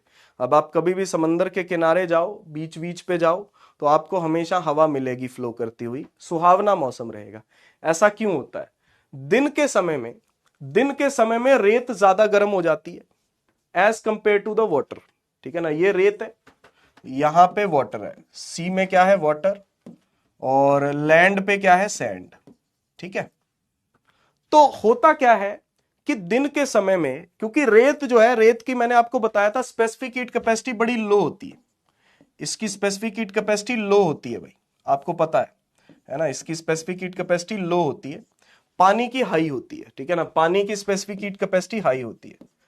तो रेत बड़ी जल्दी ठंडी हो जाती है, बड़ी जल्दी गर्म हो जाती है, पानी उतनी जल्दी नहीं होता, तो दिन के समय में रेत बहुत गर्म हो जाती है। जब दिन के समय में रेत बहुत गर्म हो जाती है तो यहां की हवा जो है वो ऊपर उठ जाती है, यहां की हवा जो है वो ऊपर उठ जाती है, क्योंकि गर्म हो गई तो हल्की हो गई, ठीक है ना, हल्की हो गई, है ना, लाइट होने की वजह से, क्योंकि रेत ज्यादा गर्म हो गई तो यहां की हवा ऊपर उठ जाती है, तो यहां पे वैक्यूम क्रिएट हो गया, है ना, नीचे वैक्यूम क्रिएट हो गया। तो इसकी जगह लेने के लिए, समंदर की तरफ से हवा चलती है, समंदर की तरफ से हवा चलती है, जिसको हम कहते हैं सी ब्रीज, सी ब्रीज, ठीक है ना, समंदर की तरफ से हवा चलती है जिसका नाम होता है सी ब्रीज, ठीक है ना। ये दिन के समय में होता है, तो इसलिए सुहावना मौसम रहता है दिन के समय में, क्योंकि उधर से हवा आ रही होती है। रात के समय में उल्टा होता है, रात के समय में उल्टा होता है भैया। रात के समय में रेत ज्यादा ठंडी होती है, कंपैरेटिवली पानी गर्म होता है, कंपैरेटिवली पानी गर्म होता है भाई, रेत ठंडी होती है, क्योंकि रेत जल्दी गर्म हो जाती है, जल्दी ठंडी हो जाती है, ठीक है ना। तो पानी से हवा जो है वो ऊपर उठ जाती है लाइटर होने की वजह से। दिन के समय में ये हॉट होती है और रात के समय में रेत ठंडी होती है, ठीक है ना। पानी कंपैरेटिवली ज्यादा गर्म होता है, ठीक है ना, इतना नहीं होता लेकिन रेत के कंपैरिजन में ज्यादा गर्म होता है। तो यहां की हवा ऊपर उठती है, तो इधर से जगह लेने के लिए हवा जाती है, लैंड से जाती है, इसको लैंड ब्रीज कहते हैं भाई। तो रात के समय में भी हवा फ्लो करती रहती है, ठीक है ना, रात के समय में भी हवा फ्लो करती है, दिन के समय भी हवा फ्लो करती है। तो ये दोनों टाइप की ब्रीज है, इसीलिए समंदर के किनारे जो मौसम है वो सुहावना रहता है। इसके अलावा एक ट्रेड विंड होती है, बस नाम पता होना चाहिए, अपन एसएसटी में ज्यादा नहीं जाएंगे। ट्रेड विंड होती है, ये अर्थ के इक्वेटर पे होती है बेटा, इक्वेटर पे फ्लो करती है। इक्वेटर की तरफ जाने वाली हवाओं को, इक्वेटर की तरफ जाने वाली हवाओं को ट्रेड विंड कहते हैं, ठीक है ना। एसएसटी में आती हैं ये चीजें, बस अपने को पता होनी चाहिए। ये सारी चीजें कन्वेक्शन से होती हैं भाई, ठीक है ना। Wind flow, trade wind, AC, cooler, ये तो फोर्स कन्वेक्शन हो गए, ये नेचुरल चीज है। सी ब्रीज, लैंड ब्रीज, ठीक है ना, पता होनी चाहिए। कोई दिक्कत? बस कन्वेक्शन में इतना ही है। और कन्वेक्शन के लिए क्या चाहिए बेटा? कन्वेक्शन के लिए एक और चीज चाहिए, क्या चाहिए होती है? ग्रेविटी, ठीक है ना। ग्रेविटी काफी सारे कन्वेक्शन के प्रोसेस में नीडेड होती है, जैसे कि बॉइलिंग, है ना, बॉइलिंग का एग्जांपल दिया था ना शुरुआत में, है ना। तो कन्वेक्शन के केस में अपने को ग्रेविटी की जरूरत होती है, क्योंकि हल्की चीज, ऑब्वियसली हल्की चीज ऊपर तभी जाएगी, भारी चीज नीचे तभी आएगी। भारी चीज नीचे तभी आएगी या हल्की चीज ऊपर तभी जाएगी जब ग्रेविटी का रोल होगा, ठीक है ना।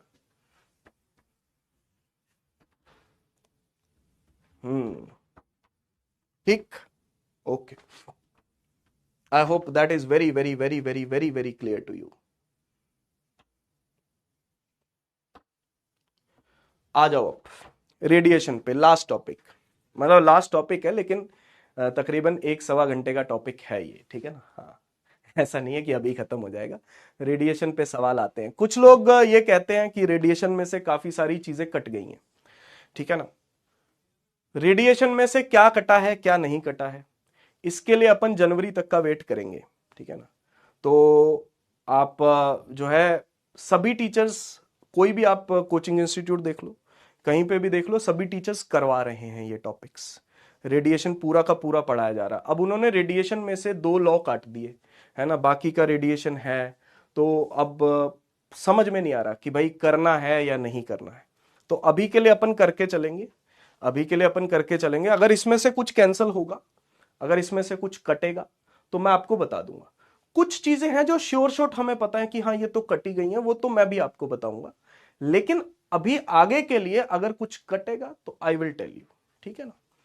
तो लेकिन फिलहाल हमें रेडिएशन करना है भाई, क्योंकि ऐसे आधा अधूरा टॉपिक छोड़ने का कोई सेंस नहीं है भाई। आधा रेडिएशन आ रहा है, आधा रेडिएशन नहीं आ रहा, इस बात का कोई सेंस नहीं है भाई, no sense of this thing, ठीक है।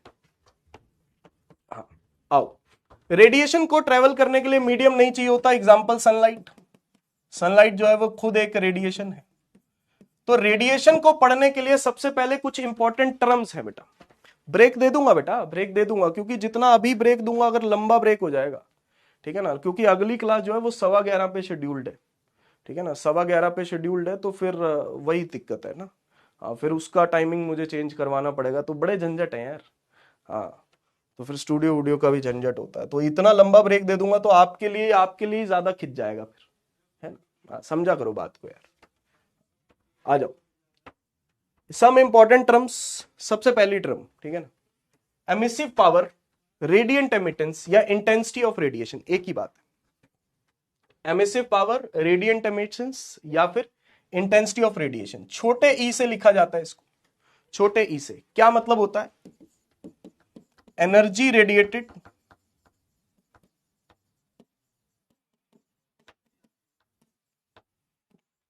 पर unit area per unit time. Area और टाइम नीचे आते हैं कि पर यूनिट एरिया किसी भी बॉडी में से, किसी भी बॉडी के पर unit area per unit time. मान लो ये बॉडी है, ये रेडिएशन एमिट कर रही है, ये बॉडी रेडिएशन एमिट कर रही है अपने चारों तरफ। ये बॉडी क्या कर रही है? रेडिएशन एमिट कर रही है। तो इसका एनर्जी रेडिएटेड पर unit area per unit time जो है उसको कहते हैं ये एमिसिव पावर, रेडिएंट एमिटेंस या इंटेंसिटी ऑफ रेडिएशन, ठीक है ना। इंटेंसिटी भी इसी को कहते हैं, एनर्जी पर unit area per unit time, that is called intensity. Units क्या होंगे? यूनिट्स क्या होंगे? एनर्जी के यूनिट होते हैं जूल, एरिया के यूनिट होते हैं मीटर स्क्वायर, टाइम के होते हैं सेकंड। जूल पर सेकंड को कहते हैं वॉट, जूल पर सेकंड को कहते हैं वॉट। तो इसके यूनिट हो गए वॉट पर मीटर स्क्वायर, इसके यूनिट हो गए वॉट पर मीटर स्क्वायर। तो कोई भी कोई भी बॉडी पर यूनिट एरिया, उसका कुछ बॉडी का कुछ एरिया होगा ना, उस बॉडी का कुछ एरिया होगा, तो उस कोई भी बॉडी पर unit area per unit time, ठीक है ना, यूनिट एरिया के लिए 1 सेकंड में जितनी एनर्जी एमिट करती है उसको उसकी एमिसिव पावर कहते हैं। ये उस बॉडी की एमिसिव पावर, उसकी रेडिएंट एमिटेंस या फिर इंटेंसिटी ऑफ रेडिएशन होती है। मैं हर एक वर्ड आपको बता रहा हूं जो यूज किया जाता है, ठीक है ना। मेरी कोशिश हमेशा यही रहती है कि आपको सब कुछ चीजें जो है वो करवा के चला जाए, ठीक है।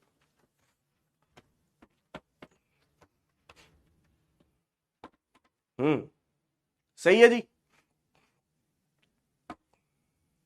चलो, spectral emissive power, spectral, spectral जहां पे वर्ड आ जाता है ना, वहां पे बात आती है कलर की। जैसे स्पेक्ट्रम वर्ड आपने सुना होगा, स्पेक्ट्रम वर्ड कलर, तो स्पेक्ट्रल जहां पे वर्ड आता है तो वहां पे पर्टिकुलर वेवलेंथ की बात आती है,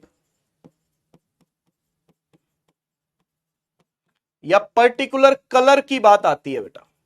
पर्टिकुलर वेवलेंथ या पर्टिकुलर कलर की बात आती है। मैं आपको एग्जांपल देता हूं कि जैसे मान लो कोई बॉडी है अपने पास, वो बहुत सारे कलर छोड़ रही है, बहुत सारी रेडिएशन एमिट कर रही है, रेड कलर की भी, वॉयलेट कलर की भी, ग्रीन की भी, ब्लू की भी, है ना, पूरा विबग्योर बना रही है वो, ठीक है। आपसे ये नहीं पूछा जाएगा कि टोटल एनर्जी कितनी है ना। स्पेक्ट्रल एमिसिव पावर, पहली बात तो इसको ई के पैर में लैम्डा डाल के लिखा जाता है, ई के पैर में लैम्डा डाल के, ठीक है ना। तो ये होता है एनर्जी रेडिएटेड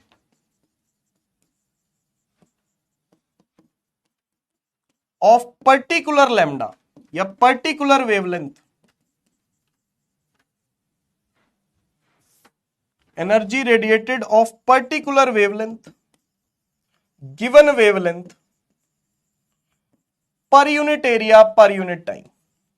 मतलब इसमें जो अपनी बात होती है, बात तो वही है, ऐसा नहीं है कि कोई बात अलग हो गई है, लेकिन यहां पे एक वेवलेंथ के रिस्पेक्ट में बात होती है, ठीक है ना, एक वेवलेंथ के रिस्पेक्ट में बात होती है भाई, ठीक है ना। We talk about in the respect of particular wavelength, कि भाई अपने को बताओ, अपने को कोई मतलब नहीं है। जैसे सन है भाई, सन बहुत सारी रेडिएशन एमिट करता है, ठीक है ना। मैं एग्जांपल ले लेता हूं, इसमें से 400 नैनोमीटर की वेवलेंथ भी निकल रही है, 500 नैनोमीटर वाली वेवलेंथ भी निकल रही है, 600 नैनोमीटर वाली भी निकल रही है, बहुत सारी निकल रही है, अनगिनत निकल रही है, ठीक है ना।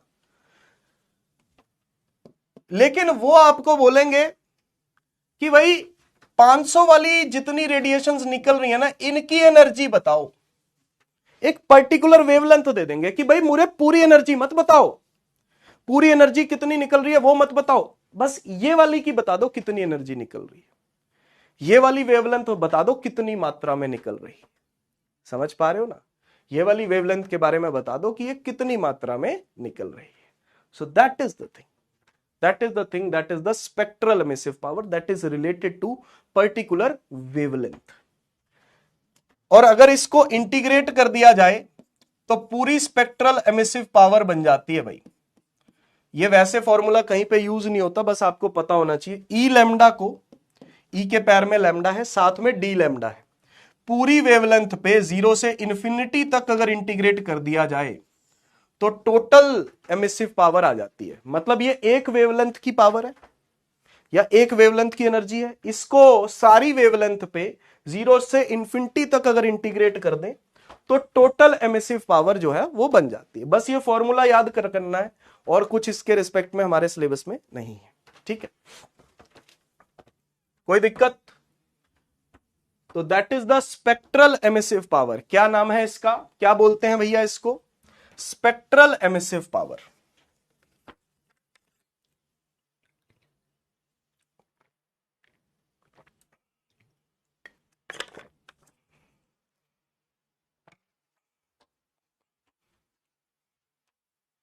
देख लो,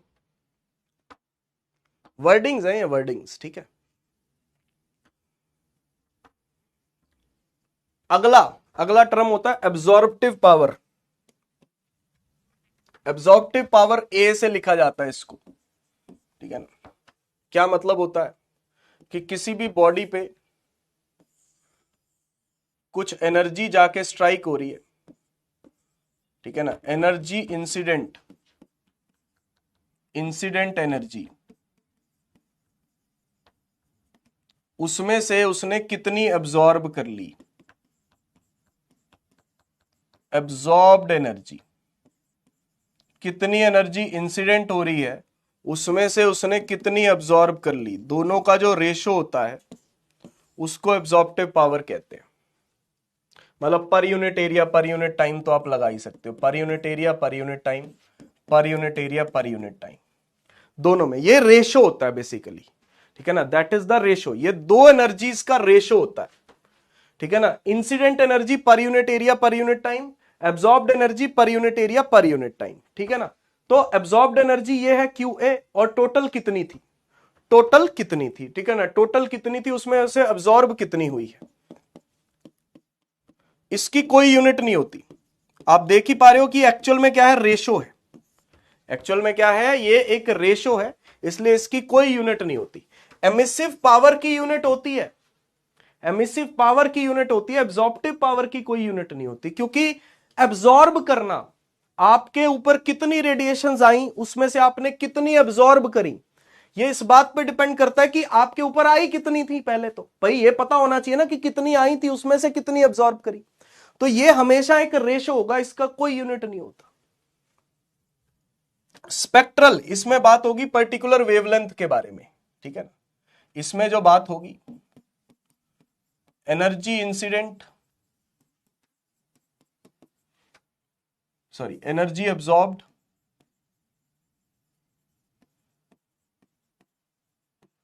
of particular wavelength, particular lambda upon energy incident of particular lambda. बस इसमें हम एक पर्टिकुलर लैम्डा की बात करते हैं भाई, एक पर्टिकुलर लैम्डा की बात करते हैं, तो इसके रेशो को ए लैम्डा कहते हैं, ए के पैर में लैम्डा। और इसमें भी वही रूल है, अगर ए लैम्डा को पूरे में इंटीग्रेट करोगे 0 से इंफिनिटी तक हर एक वेवलेंथ के लिए, तो पूरा ए अपने पास आ जाएगा, ठीक है जी, पूरा ए आ जाएगा।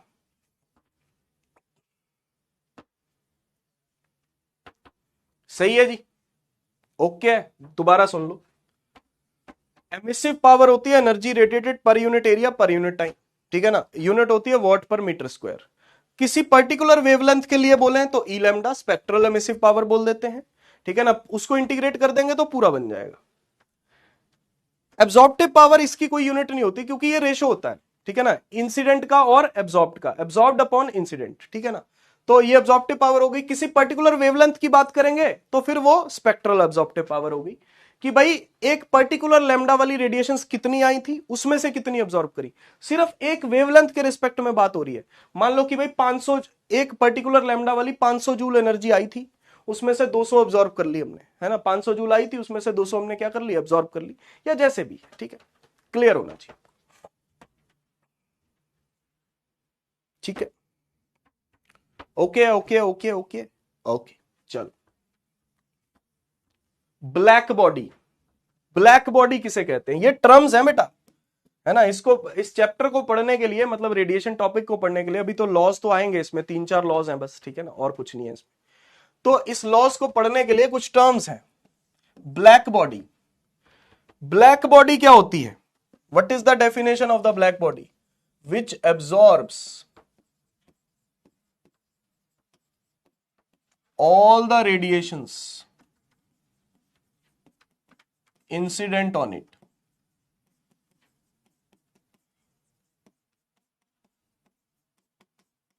जो अपने ऊपर आने वाली सारी रेडिएशंस को एब्जॉर्ब कर ले, जरा सा भी ना निकलने दे, उसको कहेंगे ब्लैक बॉडी, ठीक है ना। और इसका बेस्ट एग्जांपल है सन। सन एक ब्लैक बॉडी है भाई। बहुत सारे लोगों को यह भ्रम होता है कि ब्लैक कलर होना ब्लैक बॉडी की निशानी है। नहीं, ब्लैक कलर भी हो सकता है कि वो परफेक्टली ब्लैक बॉडी ना हो, ठीक है ना। ब्लैक कलर हो तो अच्छी बात है, मैं ऐसा नहीं कह रहा कि ब्लैक कलर होना बुरी बात है कि भाई ब्लैक कलर, क्योंकि ब्लैक कलर हम ये कहते हैं कि भाई जो भी उसके ऊपर रेडिएशंस आएंगी वो उसको जाने नहीं देता, लेकिन परफेक्टली ब्लैक जैसी कोई चीज नहीं होती। ये मैंने ब्लैक पहना हुआ है, ठीक है ना, that is the black I have weird, ये भी परफेक्टली ब्लैक नहीं है भाई, ये परफेक्टली ब्लैक तो कुछ होता ही नहीं, ये भी कुछ ना कुछ रिफ्लेक्ट तो पक्का कर रहा होगा, ये कुछ ना कुछ तो रिफ्लेक्ट कर रहा होगा। क्या ये ब्लैक बॉडी है? ये जो मैंने टी शर्ट पहनी है क्या ये ब्लैक बॉडी है? नहीं, परफेक्टली ब्लैक बॉडी नहीं है, काफी हद तक हो सकती है, कुछ परसेंटेज हो सकता है फिर भी बचे, ठीक है ना, परफेक्टली ब्लैक कुछ भी नहीं होता, ठीक है। अगर मैन मेड इतिहास की बात करें, मैन मेड इतिहास की बात करें, इंसान की बनाई हुई चीजों की बात करें, तो फेरी नाम का एक साइंटिस्ट था, तो उसने बनाई थी फेरीज ब्लैक बॉडी, उसने उसको नाम दिया था फेरीज ब्लैक बॉडी। ये 98% तक ब्लैक बॉडी थी, 98% तक ब्लैक बॉडी थी भैया। इसमें क्या चीज थी मैं आपको दिखाता हूं, ये एक्चुअल में उसने दिमाग लगा के बनाई थी कि रेडिएशन, बस हमारा काम क्या है, हम हर उस चीज को ब्लैक बॉडी बोल सकते हैं जिसपे रेडिएशंस आए और वो एब्जॉर्ब कर ले सारी की सारी रेडिएशंस को। सन में ये प्रॉपर्टी है। बहुत सारे लोग बोलेंगे सर सन तो रोशनी देता है, अभी मैं आपका कंफ्यूजन दूर करूंगा सन को लेके अगली स्लाइड में, है ना, अगली स्लाइड में मैं आपको सन को लेके आपका कंफ्यूजन दूर करूंगा, शायद इसी में कर दूं, ठीक है ना, ध्यान रखना। फेरी ने ब्लैक बॉडी बनाई थी जिसमें उसने कुछ ऐसा कार्य किया था, एक सी टाइप का स्ट्रक्चर बनाया था उसने, सी टाइप का स्ट्रक्चर, थोड़ा सा खुला हुआ था, ये थोड़ा सा खुला हुआ था, और ये ऑब्स्टेकल था बीच में, बीच में उसने ऑब्स्टेकल भी बनाया था और थोड़ा सा खुला हुआ था, यहां पे एक बहुत ही छोटा सा होल था, ठीक है ना, बहुत ही छोटा सा एक होल था, अंदर से उसने उसको ब्लैक पेंट कर दिया था, अंदर से इस बॉडी को उसने ब्लैक पेंट कर दिया था, ठीक है ना, क्योंकि ब्लैक कलर हो तो अच्छी बात है, ठीक है ना, ब्लैक कलर होना ऐसा नहीं है कि ब्लैक कलर होना बुरी बात है भाई, ब्लैक कलर होगा तो आप ब्लैक बॉडी के करीब पहुंच जाओगे, लेकिन ब्लैक कलर को आप परफेक्टली ब्लैक बॉडी नहीं कह सकते, ठीक है ना। तो इसने जो है रेडिएशन डाली, अब इसने क्या दिमाग लगाया कि रेडिएशन यहां से होल से अंदर आई, मान लो होल से कोई लाइट अंदर आई, इसने ना यहां पे ऑब्स्टेकल बना दिया। अब ऑब्स्टेकल की वजह से पता क्या हुआ, लाइट इधर उधर चली गई, लाइट इधर चली गई, कुछ लाइट एब्जॉर्ब हो गई टकरा के, कुछ एब्जॉर्ब हो गई, फिर उधर टकराई जाके, कुछ इधर एब्जॉर्ब हो गई, कुछ इधर एब्जॉर्ब हो गई, फिर कुछ इधर एब्जॉर्ब हो गई, ऐसे करते करते ये लाइट बेचारी बाहर निकल ही नहीं पाई, सिर्फ 2%, इसमें अंदर आने वाली सिर्फ 2% लाइट बाहर निकल पाई, 98% लाइट यहीं पे एब्जॉर्ब हो गई भाई, ठीक है ना, यहीं पे एब्जॉर्ब हो गई। तो ये जो ब्लैक पेंट है इसीलिए किया गया था कि एक तो लाइट को एक बार अंदर आने दो, फिर बाहर मत जाने दो, यहीं पे उसको एब्जॉर्ब करवा दो भैया, यहीं पे आप उसको एब्जॉर्ब करवा दो। तो ये फेरी ने ब्लैक बॉडी जो है वो बनाई थी, ठीक है ना, तो ऑब्स्टेकल की मदद से, ऑब्स्टेकल लगा के उसने लाइट को इधर उधर भेज दिया और उस लाइट को बाहर नहीं निकलने दिया।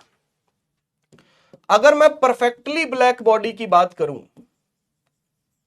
अगर मैं परफेक्टली ब्लैक बॉडी की बात करूं, बिल्कुल परफेक्टली ब्लैक बॉडी, तो उसकी एब्जॉर्प्टिव पावर 1 होगी भैया, परफेक्टली ब्लैक बॉडी की एब्जॉर्प्टिव पावर 1 होती है, क्योंकि वो अपने ऊपर आने वाली सारी रेडिएशंस को एब्जॉर्ब कर लेता है भाई। क्यू ए बाय क्यू होता है, एब्जॉर्प्टिव पावर क्या होता है, Q A by Q, incident absorbed, ठीक है ना, यही तो था, इंसिडेंट कितनी है और एब्जॉर्ब कितनी है, दोनों बराबर है, जितनी इंसिडेंट हुई सारी की सारी एब्जॉर्ब कर ली, जितनी इंसिडेंट हुई सारी की सारी एब्जॉर्ब कर ली, तो absorptive power perfectly black body के लिए क्या होती है, 1 होती है, ठीक है ना, अपने ऊपर आने वाली सारी रेडिएशंस को एब्जॉर्ब कर लेती है बॉडी। बोलो भैया, क्लियर है?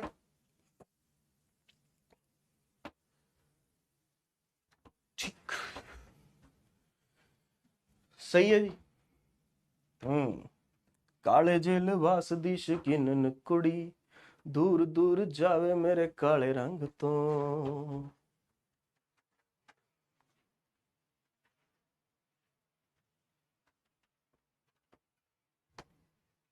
थोड़ा सा और पढ़ लो बेटा, 5 मिनट और, फिर ब्रेक दे दूंगा, ठीक है ना। 5 मिनट और पढ़ लो, 5 मिनट और पढ़ लो बस, ठीक है। फिर उसके बाद टर्म्स हमारी खत्म हो जाएंगी ना, फिर टर्म्स हमारी खत्म हो जाएंगी, फिर आके हम लॉ पढ़ेंगे, ठीक है ना। लॉ पढ़ लेंगे, लॉ पे क्वेश्चन कर लेंगे, अपना काम हो जाएगा। एक टर्म होती है एमिसिविटी, इसको ना थोड़ा सा स्टाइलिश सा ई होता है, इसको एप्साइलन बोलते हैं। आपको याद है इलेक्ट्रोस्टैटिक्स में भी वर्ड यूज होता है एप्साइलन, वो अलग है, वो अलग है। सिंबल सेम है, सिंबल आपको ऐसा लग सकता है कि सर सिंबल तो सेम जैसा वैसा सही दिख रहा है, लेकिन बोलते इसको एप्साइलन है। एमिसिविटी होता है, ये क्या होता है? एमिसिविटी क्या होती है? Emissive power of a body upon emissive power of a black body, दोनों का रेशो होता है। यानी कि आप किसी भी बॉडी को ब्लैक बॉडी से कंपेयर कर रहे हो। देखो बेटा, इस पूरे चैप्टर में, पूरे चैप्टर इन द मतलब रेडिएशन टॉपिक में, पूरे रेडिएशन टॉपिक में हमारे लिए जो ब्लैक बॉडी है ना, ब्लैक बॉडी है, वो एक रेफरेंस है, ये आइडियल बॉडी है। Black body is the ideal body. मैं आज अब आपको फर्क समझाता हूं जो कंफ्यूजन है। सुनिएगा, आगे लॉ भी पढ़ाऊंगा। ब्लैक बॉडी, या चलो ये बाद में बात करेंगे, good absorber is a good emitter also. आगे पढ़ाऊंगा, ये किरचॉफ अंकल का लॉ है, आगे भी पढ़ाऊंगा। This is the Kirchhoff's law. Current electricity में भी किरचॉफ लॉ आता है। किरचॉफ अंकल ने इधर भी एक लॉ दिया था। किरचॉफ लॉ क्या कहता है कि जो अच्छा एब्जॉर्ब कर सकता है ना, वो अच्छा एमिटर भी होता है। ब्लैक बॉडी सबसे अच्छी एब्जॉर्बर है, सबसे अच्छी एमिटर है। ब्लैक बॉडी सबसे अच्छी एब्जॉर्बर है, सबसे अच्छी एमिटर भी है। इसीलिए सन जो है, सन के अंदर इतनी ताकत है, सन के अंदर इतनी ताकत है, वो सारी रेडिएशंस को एब्जॉर्ब कर सकता है और सारी रेडिएशंस को एमिट भी कर सकता है। एमिट करना और रिफ्लेक्ट करने में फर्क है। एमिट करना और रिफ्लेक्ट करने में फर्क है। लोगों को कंफ्यूजन होता है इसमें, क्लियर करता हूं भाई मैं। एक होता है कि रेडिएशन आप तक आई, आपने वापस भेज दी, इसको कहते हैं रिफ्लेक्ट करना। ये एमिट करना नहीं होता बेटा। आई और आपने वापस भेज दी, रिफ्लेक्ट करके वापस भेज दी भाई, ये होता है रिफ्लेक्शन। दिस इज रिफ्लेक्शन, ये रिफ्लेक्शन है, ठीक है ना। ध्यान से सुनो, आपने आई एब्जॉर्ब करी और अंदर से एमिट करी। अंदर से एमिट करना, अंदर से रेडिएशंस निकालना, इसको एमिट करना कहते हैं बेटा। एमिशन और रिफ्लेक्शन में फर्क है। रिफ्लेक्शन का मतलब होता है आई और आपने वापस भेज दी, एब्जॉर्ब नहीं करी, आई आपने वापस भेज दी। लेकिन एमिट करना अलग चीज है। आपके पास आई, एब्जॉर्ब करी, अंदर से एमिट करी, अंदर से एमिट करी। जो एब्जॉर्ब कर पाएगा वही तो एमिट कर पाएगा भाई, सिंपल सी चीज है। जो पढ़ पाएगा वही तो नंबर लाएगा। जो ज्ञान लेगा, नंबर वंबर छोड़ो, ठीक है ना, जो ज्ञान लेगा वही तो दूसरों को ज्ञान दे पाएगा। वही बात है, जो एब्जॉर्ब करेगा ज्ञान को वही ज्ञान दे भी पाएगा। कुछ लोग होते हैं जो ज्ञान को लेते ही नहीं, ज्ञान आता है रिफ्लेक्ट करके वापस भेज देते हैं, अपने अंदर नहीं समाते उसको। रिफ्लेक्ट करना अलग चीज है, एमिट करना अलग चीज है, ठीक है ना। तो बात का ध्यान रखना। तो ब्लैक बॉडी बहुत अच्छी एमिटर भी है, बहुत अच्छी एब्जॉर्बर भी है, समझ गए। सबसे अच्छी है, इनफैक्ट सबसे अच्छी है। तो जब भी मैं किसी बॉडी की एमिसिव पावर को कंपेयर करूंगा तो मैं ब्लैक बॉडी के साथ कंपेयर करता हूं। ये एमिसिव पावर है बेटा, ये एमिसिव पावर है, ठीक है ना। किसी भी बॉडी की एमिसिव पावर को मैं ब्लैक बॉडी की एमिसिव पावर के साथ क्या करता हूं, कंपेयर। फॉर ब्लैक बॉडी, आप सुनो भाई, ब्लैक बॉडी के लिए एप्सिलॉन की वैल्यू क्या होगी, ब्लैक बॉडी के लिए ई जो है वो ईबी के ही बराबर होगा, है ना। ब्लैक बॉडी की जो एमिसिव पावर है वो तो ईबी ही होगी, EB by EB. Black body को खुद के साथ ही कंपेयर कर रहे हो, ब्लैक बॉडी को खुद के साथ ही कंपेयर कर रहे हो, तो एमिसिविटी क्या होगी, 1। ब्लैक बॉडी की एमिसिविटी 1 होती है। ब्लैक बॉडी की एब्जॉर्प्टिव पावर भी 1 होती है, ब्लैक बॉडी की एब्जॉर्प्टिव पावर भी 1 होती है, और ब्लैक बॉडी की एमिसिविटी भी 1 होती है, ब्लैक बॉडी की एमिसिविटी भी 1 होती है भाई, ठीक। तो इस बात को ख्याल में रखना भाई। ई बाई ईबी, तो ब्लैक बॉडी को ई जो है ईबी के बराबर रख दिया, ठीक है ना, एमिसिव पावर।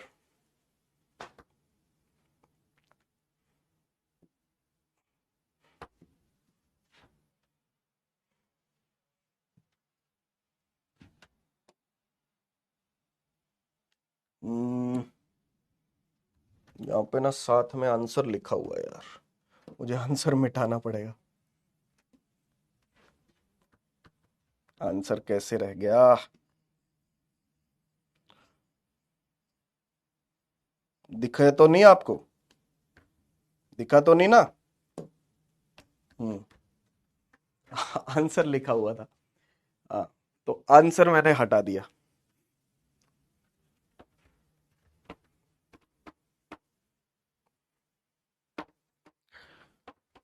2002 में सवाल आया था, बस ये लास्ट सवाल है, फिर छोड़ रहा हूं, ठीक है ना। आप फिर छोड़ रहा हूं, फिर ब्रेक कर देंगे, ठीक है। इसका आंसर बता दो फटाफट, फटाफट बता दो, बस थ्योरी का क्वेश्चन है, जो भी आपको सही लगे, जो बेस्ट लगे वो बता दो।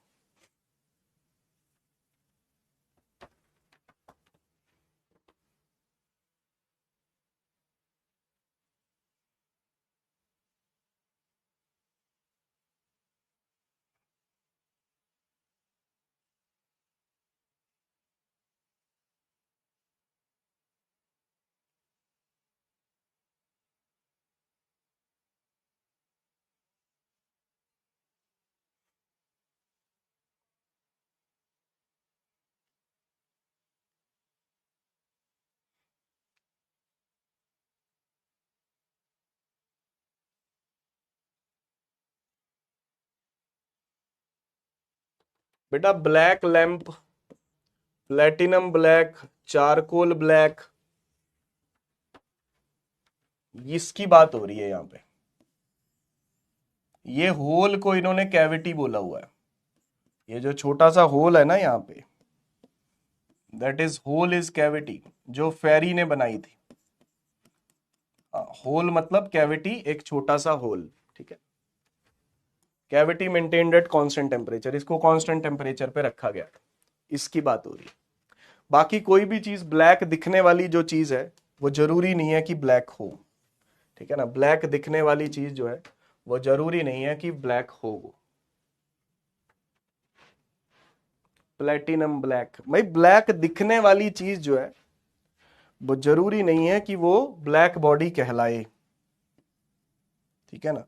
मतलब ठीक है, वो ब्लैक बॉडी के बहुत करीब हो सकती है, लेकिन सबसे करीब ये है, सबसे करीब ये है जो फेरी ने बनाया था। हाँ, चलो बाकी बातें अगले लेक्चर में, ठीक है ना। बस 2-3 लॉ बचे हैं हमारे, हाँ, दैट्स इट। अब इसमें लॉ ही है, होमवर्क अगले में दे दूंगा, होमवर्क अगले लेक्चर में दे देंगे, ठीक है। मिलते हैं थोड़ी देर में, मिलने, हाँ, लीडर बोर्ड दिखा देता हूँ। हाँ, मयंक, वत्सा, मानसी, ईशान, हर्षद, डीआरएम, सांडली, रिया, औरू, योगेश। कुछ डाउट है क्या?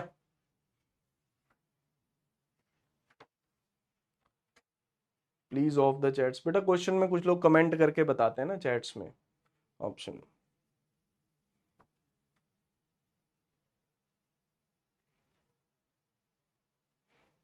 बेटा 1 घंटा लग जाएगा, अभी मेरे को भी थोड़ा सा फिर ब्रेक चाहिए ना यार, इतना यार फिर झेल नहीं पाते, क्योंकि न्यूमेरिकल्स हैं। पता क्या है, अगर सिर्फ थ्योरी थ्योरी होती ना तो मैं पढ़ा देता, न्यूमेरिकल्स हैं उसमें फिर आपका दिमाग भी लगेगा, है ना, बात वो है।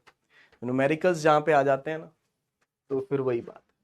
ठीक है, चलो फिर मिलते हैं यार, ठीक है ना, हाँ 11:15 पे मिलते हैं, ठीक है ना, 20 मिनट आपके पास, बाय बाय।